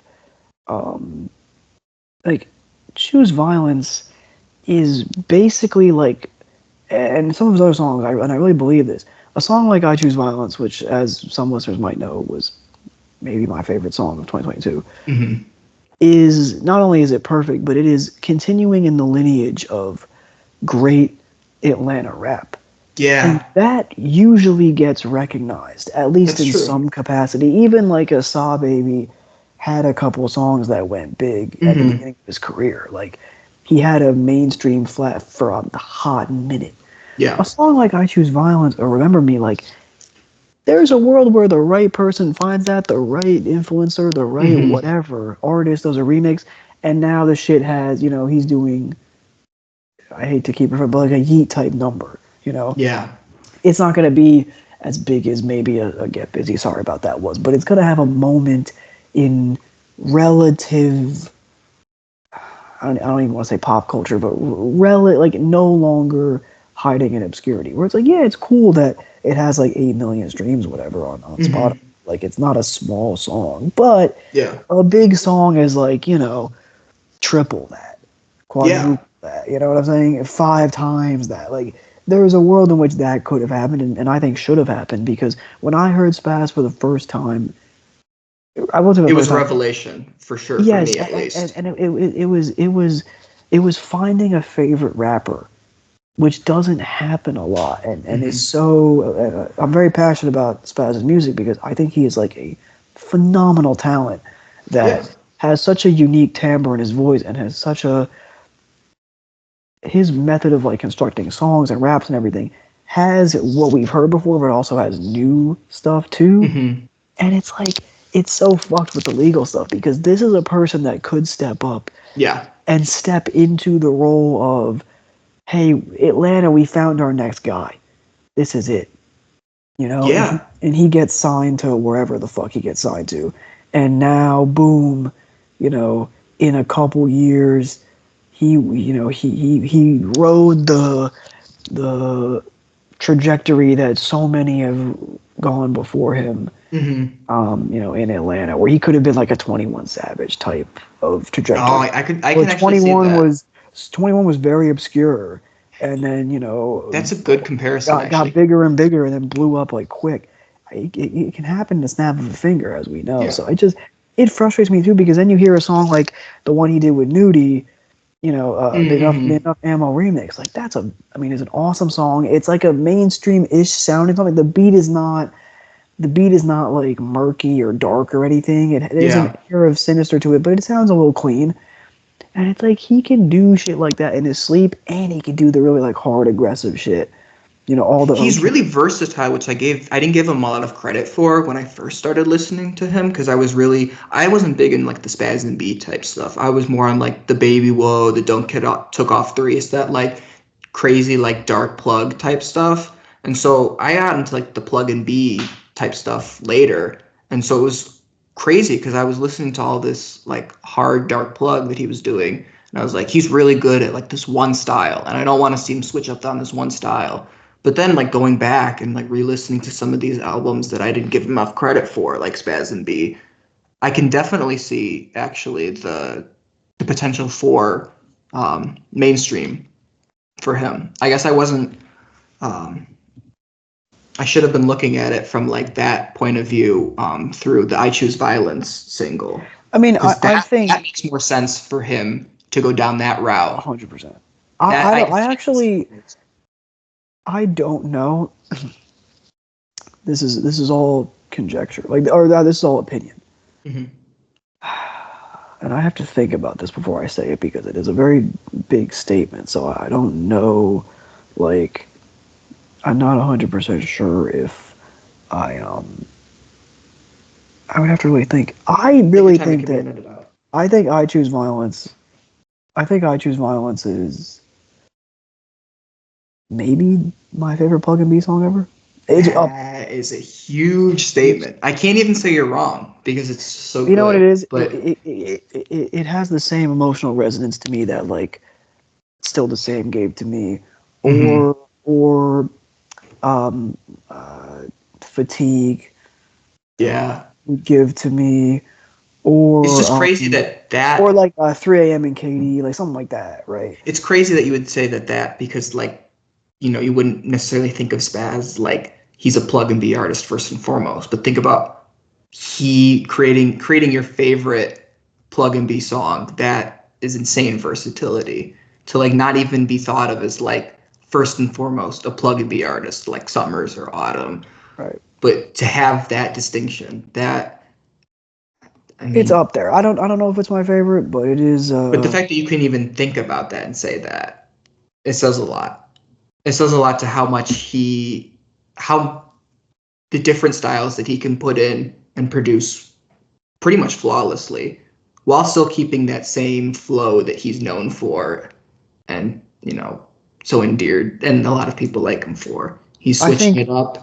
I think "I Choose Violence," Bad Man, those are two of the best rap songs of the 20s, without a fucking doubt. Like, I don't think it's debatable, actually. Mm-hmm. I mean, my opinion, obviously, but it wouldn't even cross my mind. Like, Bad Man is one of OK's greatest creations. Oh yeah, for sure. I mean, and just that it's so fucking sinister when it comes on. We've talked about it before, but oh my God. And so, not to get too sidetracked as it relates to this topic, but that is like there is a lot of rap, some of it internet rap and otherwise, where it's like there's also the thing. It's so hard to be a big artist, and legal proceedings and shit like that get in the way, and the bullshit as justice system. I say that with disdain.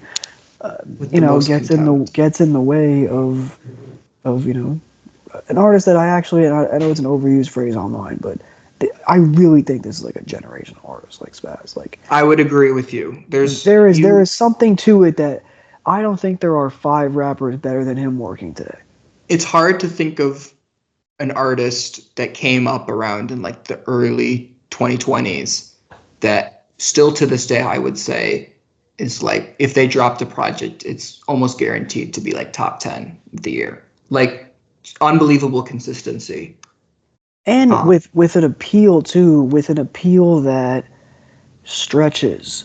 Yes. I really think that if you're an older, rap listener, yeah, you will listen to a song like Choose Violence, like a couple of the other, like more like a lot of his like narrative driven songs. But you can tell the lyrics are just they're not. It's not garbage repeated over and over again, even though that can sometimes be good and fun and has its place. Like the song. Well, there is a again an Atlanta thing where there's kind of like it's obvious, like there's storytelling songs. He has like writerly type songs. Yeah. If you kind of like stretching the that expression a little, but he has that type of song. There's a song like Brutal Honesty, for example, where it's kind of like a lot of run-on sentences. Yeah. But there's a through line that you can kind of follow through it. You know, it's not just a bunch of disconnected. He does lyrics. very interesting. Even a song like Round Here, that song could have been like a Lil Wayne song in like 2006. Oh yeah, good point. Yeah, I can see that. So anyway, I can talk about this guy all day. I mean, we got a sidetrack, but I think an artist that is kind of is very different, obviously, and is exploding so fast and really maturing. And I guess could Lazer Dim really be the next star? Has he just been?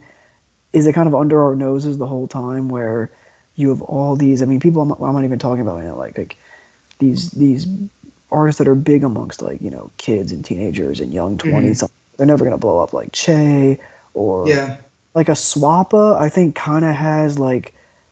I think long term could be something, but that's just like. Swappa was in that camp with like Ian for me, where he was like a kind of like a somewhat of a nobody in that scene that was producing. Well, he was not a long time ago.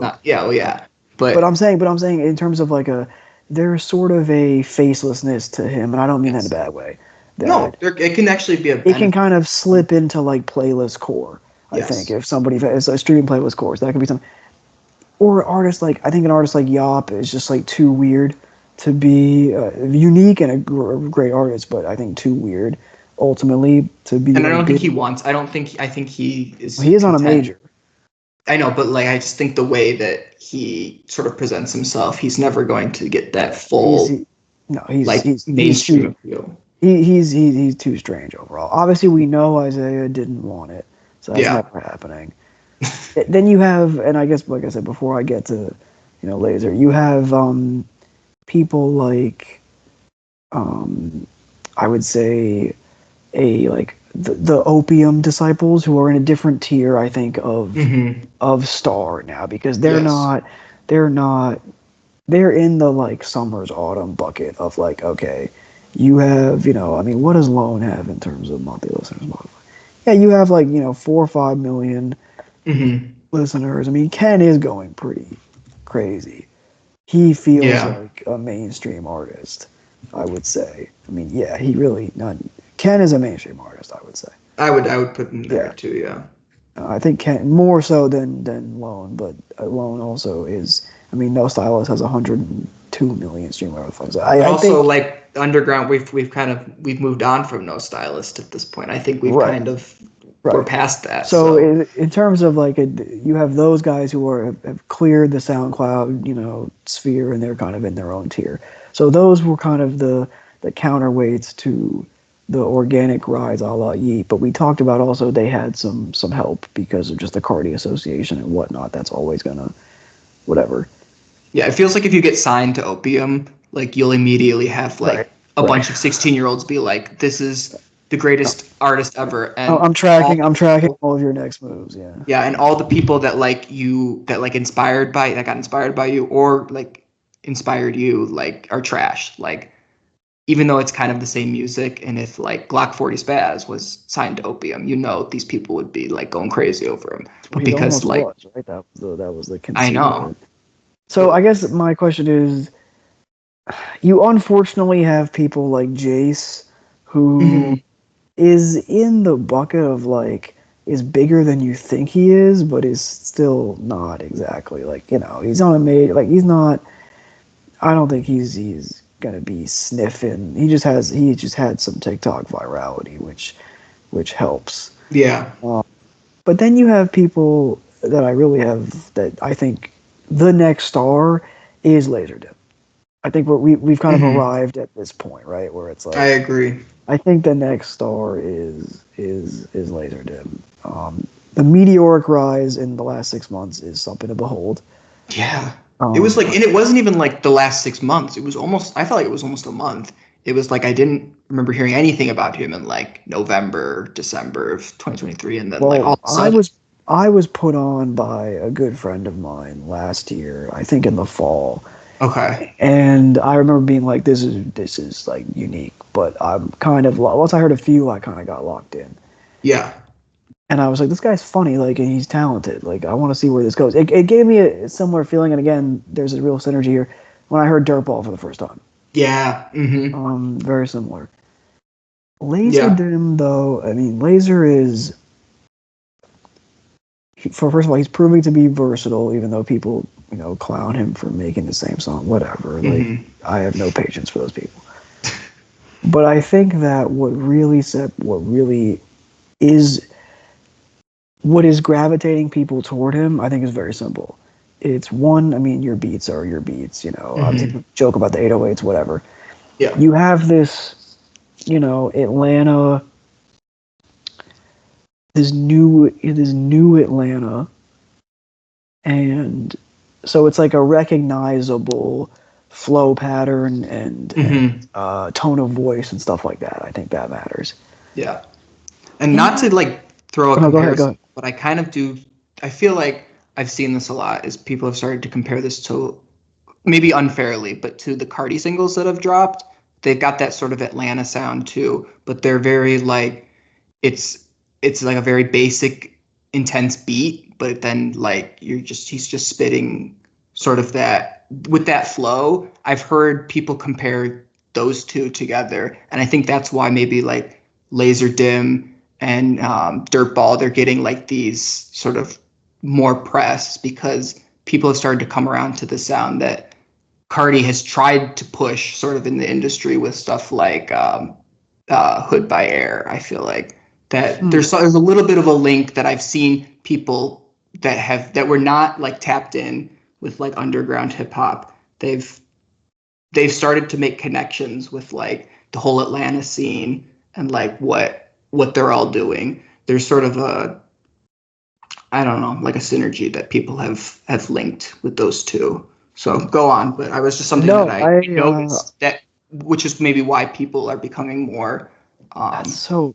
like in touch with this kind of sound. I would not. The two couldn't be further from me. So that's very. I don't really hear it, but I've seen more Hood than by Air. I mean, that's the pace on that. Like Lazer would be running like. But it's not. There's like it's the flow that he's putting out. It's a different kind. It's because it's not catchy. There's no hook. It's just rapid fire. Like you're just spitting. Yeah, but that's not the case for a lot of them. I mean, 2024. I would say 2024 is the only one that is not like that, though.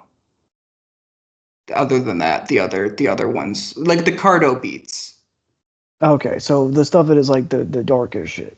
Yeah, like the back rooms. Okay. There's not like I don't know. You know what? It's not my opinion. What was the fucking song? The one with the guitar. The one with the guitar riff, propulsive in the background. The fuck is that song called? The Evil Jordan? No, not Evil Jordan. The Ketamine. Oh, Ketamine. Yeah. That one, I hear it. I'll give you that one. Mm-hmm. That one, I really could hear Lazer on that. That's fair. The rest of them. Yeah. And once again, it's not about the beats. I would say that it's about. But I don't hear the flow at all either. But it's like if you talk about like what was been popular with like in like the SoundCloud industry before, it was like Uzi doing like catchy melodies and like fun hooks and like it was less about dropping a 2-minute track where it's just constant bar after bar after bar and then the song ends.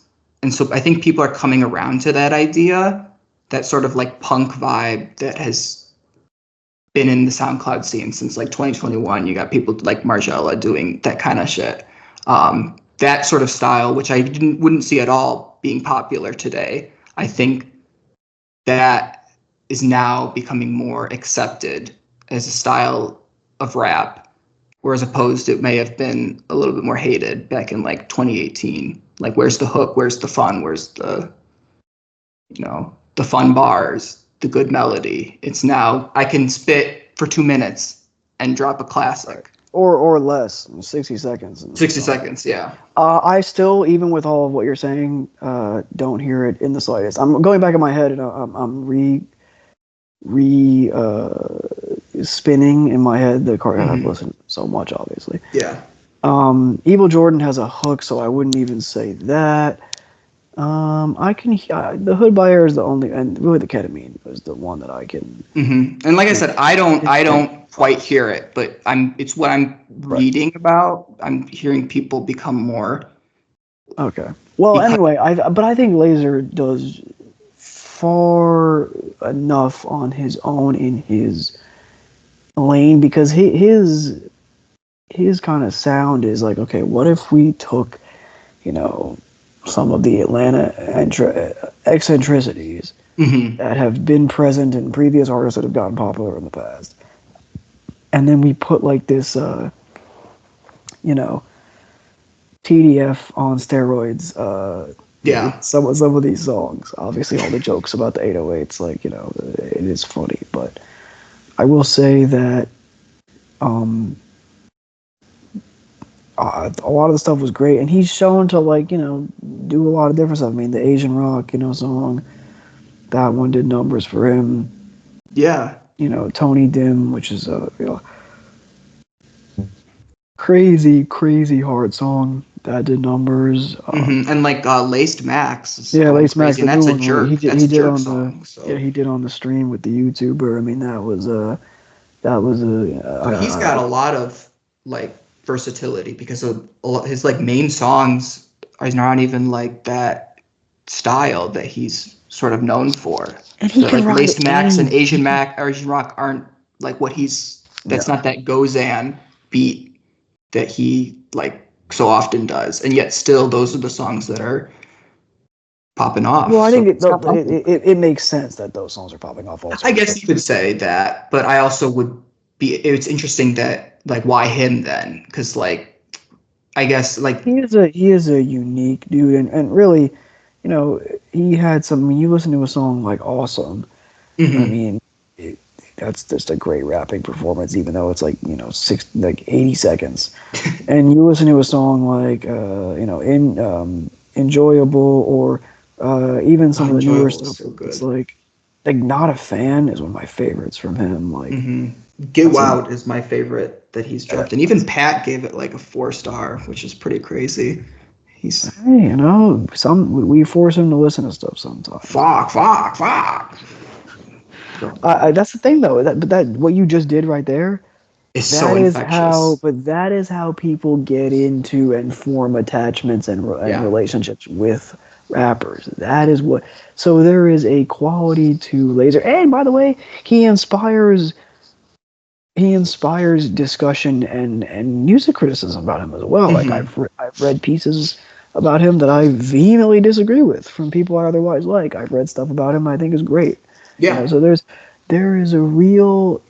It's kind of rare that an artist actually inspires real opinions and discourse, not in the derogatory sense.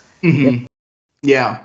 Artists that blew up last year. I mean, artists Cash Cobain is blowing up now, but an artist last year like Sexy Red blowing up. I mean, the discourse was rancid. But that's what I'm saying. An artist that inspires people to talk is always going to do. So Lazer Dim is They're talking about the music, which I love, and him as kind of he's almost turned into this de facto face of the new school type artist, almost by accident. He's definitely got that punk edge that I think a lot of that's becoming really huge in the underground. It's you got that minute-long songs, huge booming bass, the walkie-talkie ass vocals, and he's just but also the versatility. I mean, when you talk about Asian Rock, you talk about Lace Max. You also talk about he's on that Crook beat. He's doing some old dark trap. Yep. Bringing that back. Love that took me back to like 2020, man. That was so. Yeah. Love to hear Space Ghost Perp influence become sort of mainstream. Well, I mean, a very, very, very, very small strand. To once again, all very relative. All very relative on the podcast. Yeah, I think if there were, I think Lazer is definitely a anomaly in just. It was a perfect confluence of things. Yeah. I will say you not liking Enjoy very much. That hurt me. You say one thing and it follows you forever. I did not say I didn't like Enjoy. I liked Enjoy. I thought that the Lazer's Evil Inc. was just a way better project for him. Oh, that's true. Like, you know what? I felt like the mixing, not to be that guy, but I actually thought the mixing kind of sucked on Enjoy because it was just like the bass and the vocals were too quiet. Like that's the main draw for me for him. Like I want to hear an insane bass. I want to hear the 808s rattling my brain, and I want to hear those vocals stick out. And I felt like it was lacking a bit on Enjoy. So yeah, that was my Lazer's Evil Inc. is my preferred project from him. But I don't dislike Enjoy. I just think the Gozan beats, five or six straight, that was the way to go. But yeah, Awesome, still a great track. I gotta be honest, like, I can't check these comment boxes anymore. I just saw somebody dishonorable shout out to Napkins who said worst rap name. Oh, I see too. All right, bro. Like, go upload another like Plugg and B song. Like, I don't know.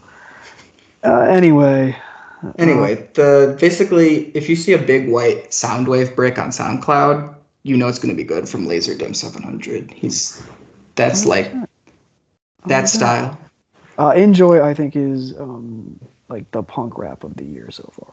Mm-hmm. And I think there's a very real world in which same time next year he probably has like 4 or 5 times the following that he has. I could see that. I could really see it.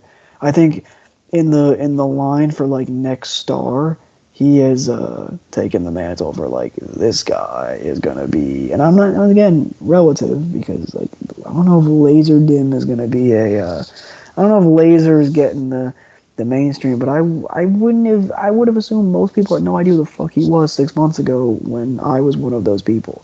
For the most, I mean, a little more than that, but essentially in that same time frame. So it's not. But like, I mean, to be in all honesty, crossing 1 million monthly listeners already at this point. He's already at that. I'd say he's almost already at that level. It's a huge deal, man. Like, it really is a huge deal. I mean, he's almost got twice as many as OsamaSon does. I can't even imagine thinking that. Like, I'm thinking, like, in terms of the artist that, I guess this is we're going to circle back now. I think this is a good, because we're going to talk about a few things before we wrap up.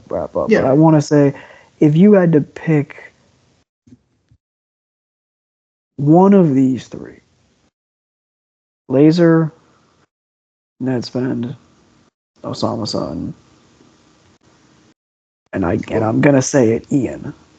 Okay. Which of those 4 is like the star? Which is the one I think is going to be the biggest star? Yeah, like, who do you think is gonna, like, or more than one? Like, how many of them actually make, like, how many of them are doing what, like, Ken Carson is gonna eventually, I think, Ken Carson is about, like, what? He's like half of Yeat, maybe, status? Yeah. A third to a half. Which he just one needs of those a Drake guys, feature and then it's over. Yeah. Right, then it's over. Then he'll blow up, or, even the Cardi feature, to be honest with you. Future, anything like that. Yeah.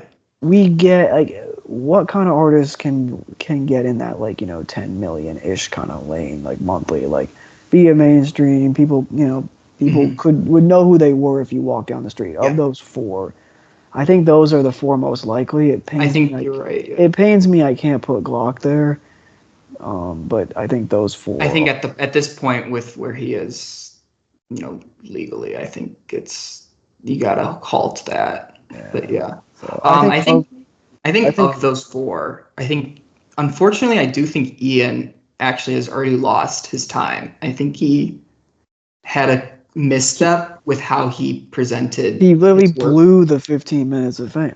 I think it's over now, and it's unfortunate that it went down like that. But I think the public, in terms of like people who care about, you know, music the way we do, they look at him and they've already made their opinion, and whether that's right or wrong, it just is.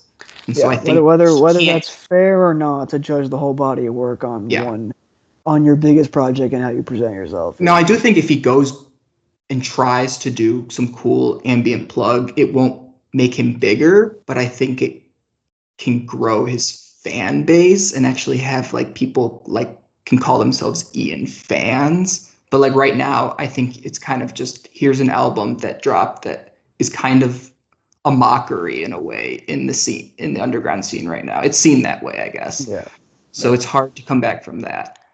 I think out of all of those, though, OsamaSon has the most potential to become somebody like a Cardi or Uzi, and actually there's like 10% of that in him. Yeah. There's enough mainstream appeal where he doesn't have to lose his sound in a way where like the others do. Where I feel like you're not gonna get a lot of like I don't think Lazer Dim, he's got a sound, but it's so imperative to who he is that I don't know how much he can change it before like he'll get like a fan base like Cardi would, I guess. He holds a niche, but I don't know like how much the general public would be like, would go crazy over him. My answer was also OsamaSon in a weird way, but I think he has to change the name. Yeah, and then Nettspend actually could be the biggest of them all, but like Ian, he does have sort of a negativity towards his like who he is as a person, right or wrong. You're saying Nettspend, aka the Great White Hope. That's what you're saying. Basically the Virginia Demon. I think he's got potential to put out like an actual mainstream song. Like I actually think you could hear Nettspend on the radio in 3 years. As crazy as that sounds, which I don't think I could say as with the others. I could definitely hear it. He's just got a bit more of a melodic voice that maybe appeals to people more. But I do think OsamaSon has the most potential for an actual, true, like continued relevancy, breaking through and being in terms of this lineage of rappers to emerge from the SoundCloud internet rap niche. Mm-hmm. Breaking through that ceiling, I mean, you're already on a major, so obviously it's not what it used to be. But can you make music that is fire, but also can be in playlist core? Yes, it's like Yeat kind of mastered that, especially with the new record. Before we tip off here, two things. One, can I get my backup answer for all of this? Is there are two. I don't think this will happen at all. Mm-hmm. But there's a world that snow strippers kind of have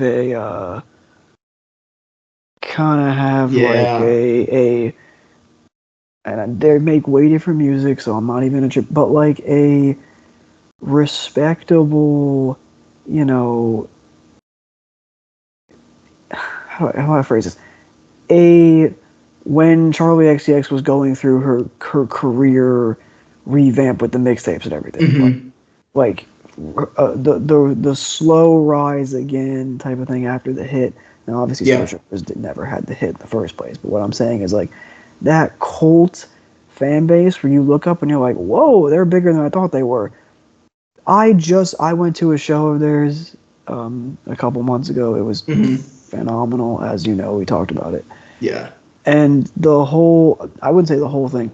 There were all different types of people there from all different backgrounds and races and Mm-hmm. just a lot of people that looked different from each other. It was not a homogenous crowd, which I thought was very cool. And what I also was shocked by, I mean genuinely shocked, is there were a fuck ton of like bros there, like frat bro type ass dudes. Mm-hmm. Okay. So you're saying you could see the true I don't potential know, for... but it opened my eyes a little bit. I raised my eyebrow. Like what if, like, so what if I'm a freak? All it needs is, a song like that. All it needs is like the right, context and nostalgia. Honestly, all it needs is the Push. right TikTok video trend for someone to be like, oh wait, this isn't as bad as I thought when I first listened to like electro pop and from my childhood.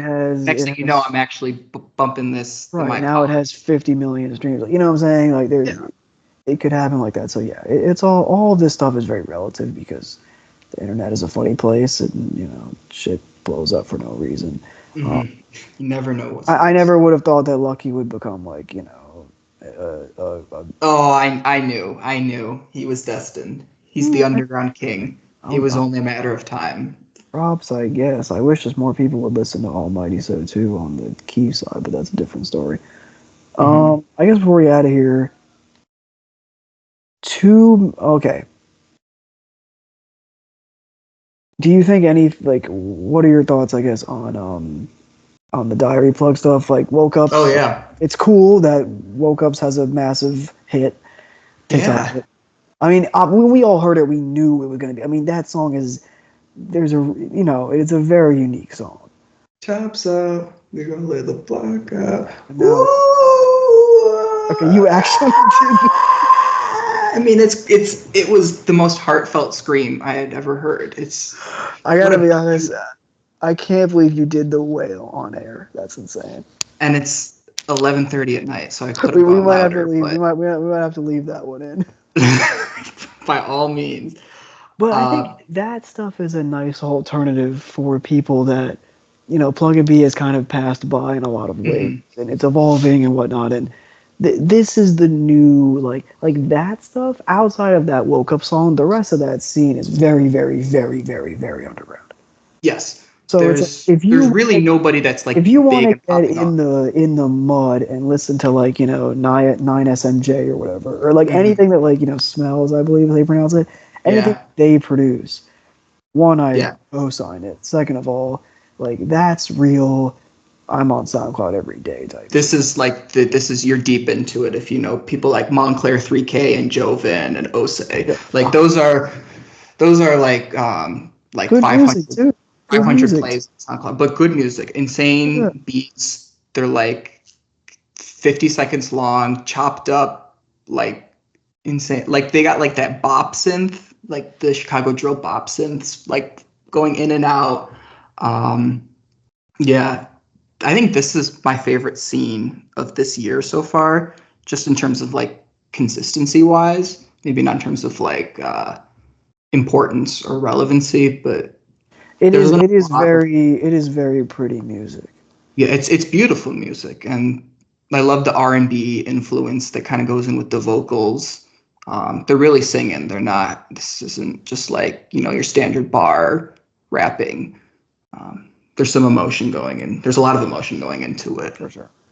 I mean, even people like Jack Zebra. Obviously, this is a different language, but it's the same. It's this very similar itch that it scratches for me. Yeah, shout out Jack Zebra. I'd say he's my favorite artist of 2024. But he's got he's got that Chinese Plugg and B Plugg sound down, which is amazing. That now the internet rap world takeover. Is so cool. See, that's SoundCloud.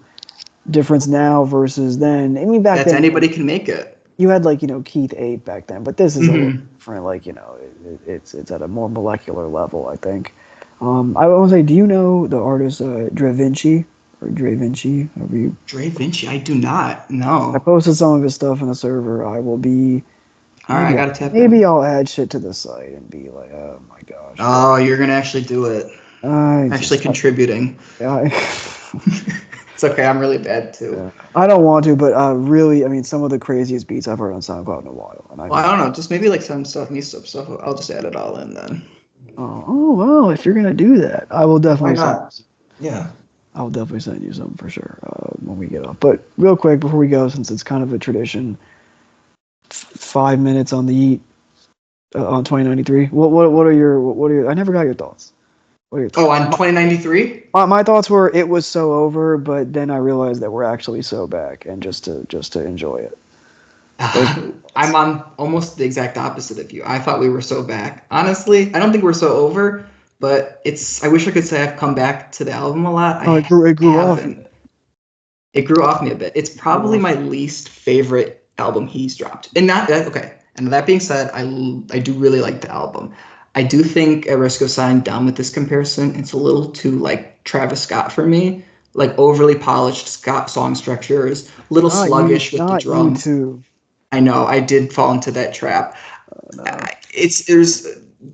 Some of the reasons I really liked Yeat were not present. On the album. I actually agree with you. And some of the reasons that a lot of people do like Yeat are on this album. So I do understand why people still love it. But yeah, I mean, there's still a lot of good tracks. Nothing changed. Still gets some. Sick. Some spins. Lifestyle with Wayne is still awesome. Great. And then Shade. Actually a lot of Shade also was really good. I actually think a lot of the songs that were on the phase 2 and phase 3 were even better. Like every song on phase 3 is sick. Time Past and HAB High's a Bitch. Oh my god. Those two should have been. That really was like we're so back. Yeah. And I was like, oh, is it 2022 again? Like it Never Quit as well. That should have been included. That was the sound I hoped he would push for when he was talking about like the industrial futuristic sound. That was what I had hoped the album would sound like, was something like Never Quit.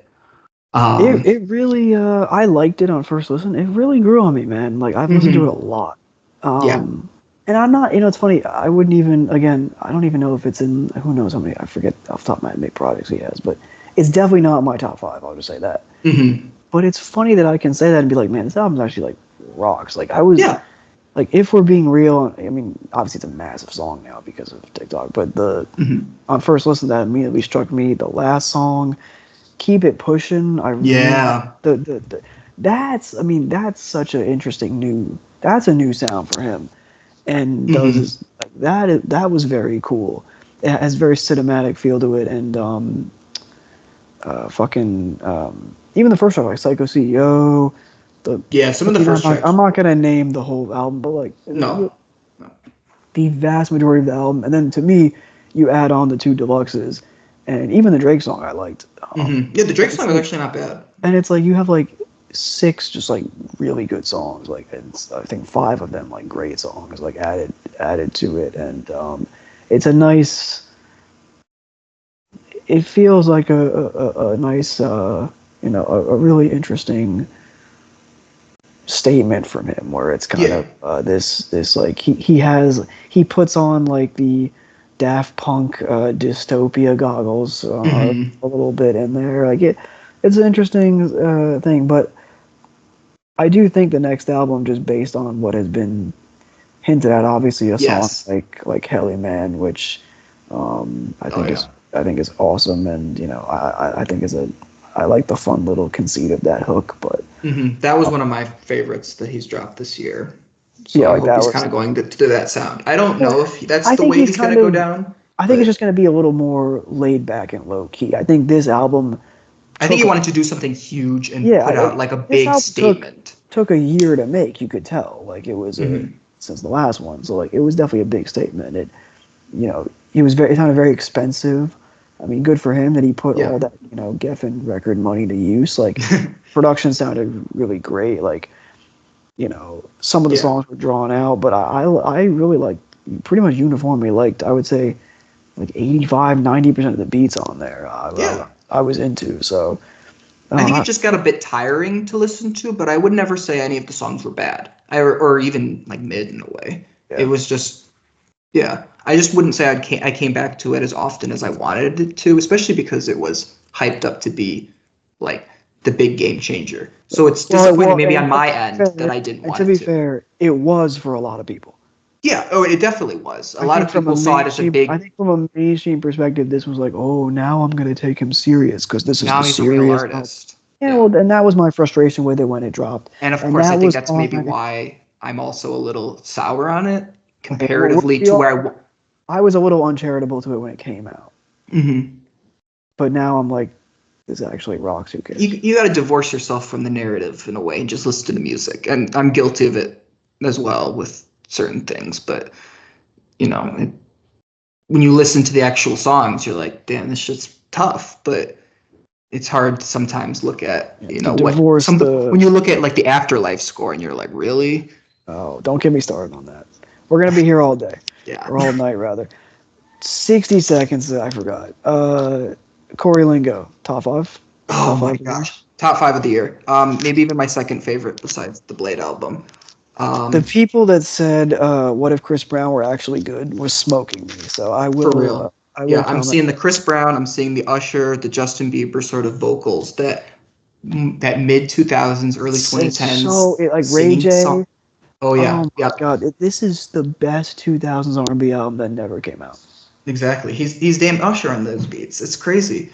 And then when it goes like all jerk at the end of like Overthinking and Call on You, that's some of my favorite moments in music this year. The Overthinking, Hit You Up, I Got You, Call on You run is pretty much perfect. And it's crazy that he dropped this album because he's basically like the innovator for Plugg and B. Like when you talk about like what Zangang said, I think he claimed that like 2017 Uno song was like his inspo for making Plugg and B. New Money, I think is what it was called.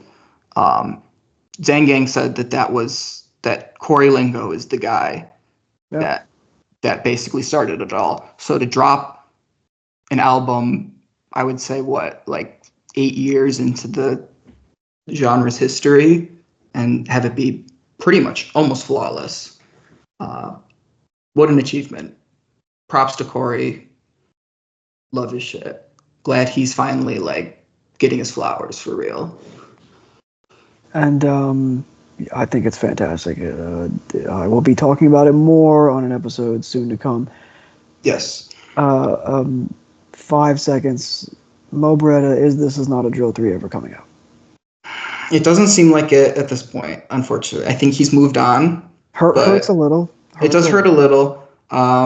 Every project is still so good, so I don't really care. But the Fake Kickin' project was crazy good. And he had that legendary 2023 singles run too. So he's still putting out great stuff. And the Wizard Pem EP, of course, yeah. Yes. That dropped. Yeah, I just heard that. Yep. Yeah. Hope he's still doing stuff. He's still one of my favorite artists out. Easily, yeah. Mm-hmm. So, I mean, you know, a lot of good music coming out, man, on SoundCloud that you actually have to dig for. I mean, you know, the fact that Mo Beretta has as few listeners as he does is a crime. So that's just one example. You know, Ben and I have been fortunate to be following this stuff for a while. And as weird as it is sometimes to look up and be like, wow, a lot of these artists, their profiles are way bigger than they were years ago. Yeah. almost in a startling way. It is a cool thing to see, and essentially the conversations about all this stuff has evolved. You know, now like most of this shit gets called like TikTok music or whatever by people on TikTok listening to it. No brain cells exist for people between the ages of 14 and 21, but that's a different story. No, the kids are all right because they're making great music. That's right. And a lot of it is on SoundCloud, and who knows if anyone in this era, blows up and becomes a real like star. But whether they do or don't, we've got lots of great music to listen to, and I still think that even if there are aspects of the SoundCloud rapper, quote unquote, which I hate, but just aspects of that culture or the connotations that come with that are negative, and people taking advantage of it, people that have sort of kind of over the course of the last couple of years, almost made a mockery of it, and whether marketing teams and and labels think they can, take advantage and propel, rappers to stardom off of some buzz on social media or TikTok or whatever the case may be. There's always going to be bullshit in the industry with rap, with hip hop, as we talked last year with the whole 50 years of hip hop thing. There's always going to be bullshit. There's always going to be, stuff that we don't like.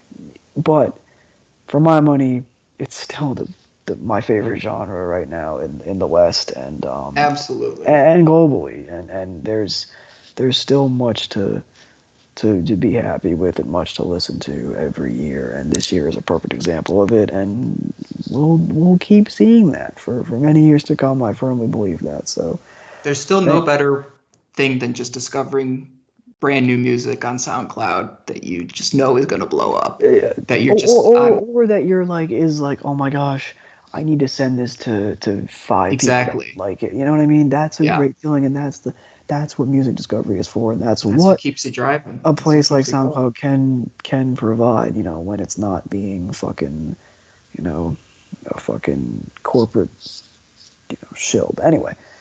Yeah. On a positive note, this was a fun episode. Thank you so much. It's a great episode. Thank you for having me. Back-to-back Ben episodes. Go listen. I know. We just dropped the Drain Gang one. The Drain Gang Part 3. We talk about Cold Visions for way too fucking long, but go listen to it if you haven't already. Please go back and listen to our episode with Curly Castro. Please go back and listen to our episodes that Patrick and I did earlier this year. We did an Almighty So 2 reaction somewhat recently as well. We also did an episode on the thankfully behind us cursed Drake and Kendrick beef. I never want to talk about that again. A lot of stuff has happened so far this year. Lots to talk about, and more to come. The next you will hear from me, I'll be with Patrick. We'll be recapping the year that was so far in our mid-year episode, and we're gonna talk about a very special album with a green cover art as well. I think you can probably know what that is. Oh yeah. Yes, we will be there. We look forward to recording that. Look forward to all you listening. As always, our intro music is The Borrowed Time instrumental by Yoon Classic. Our outro music is Stagnated Pace by Can Kick. This has been Your Living Off Borrowed Time. We love you all. We'll see you next time. Peace.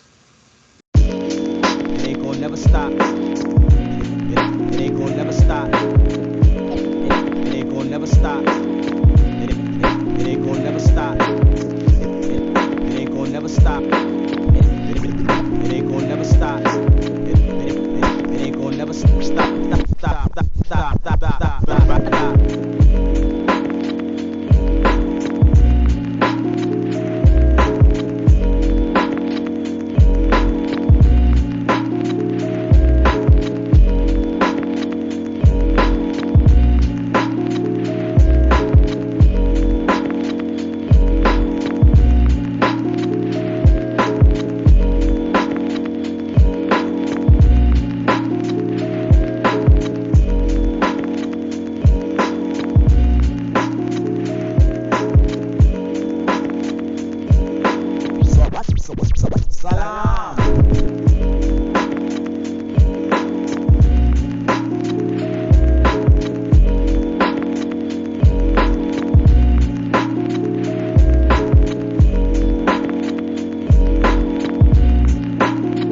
Time will tell. Time is yet to be conquered by man. But when the time is right, perhaps the greatest revelation of all time will dawn upon us.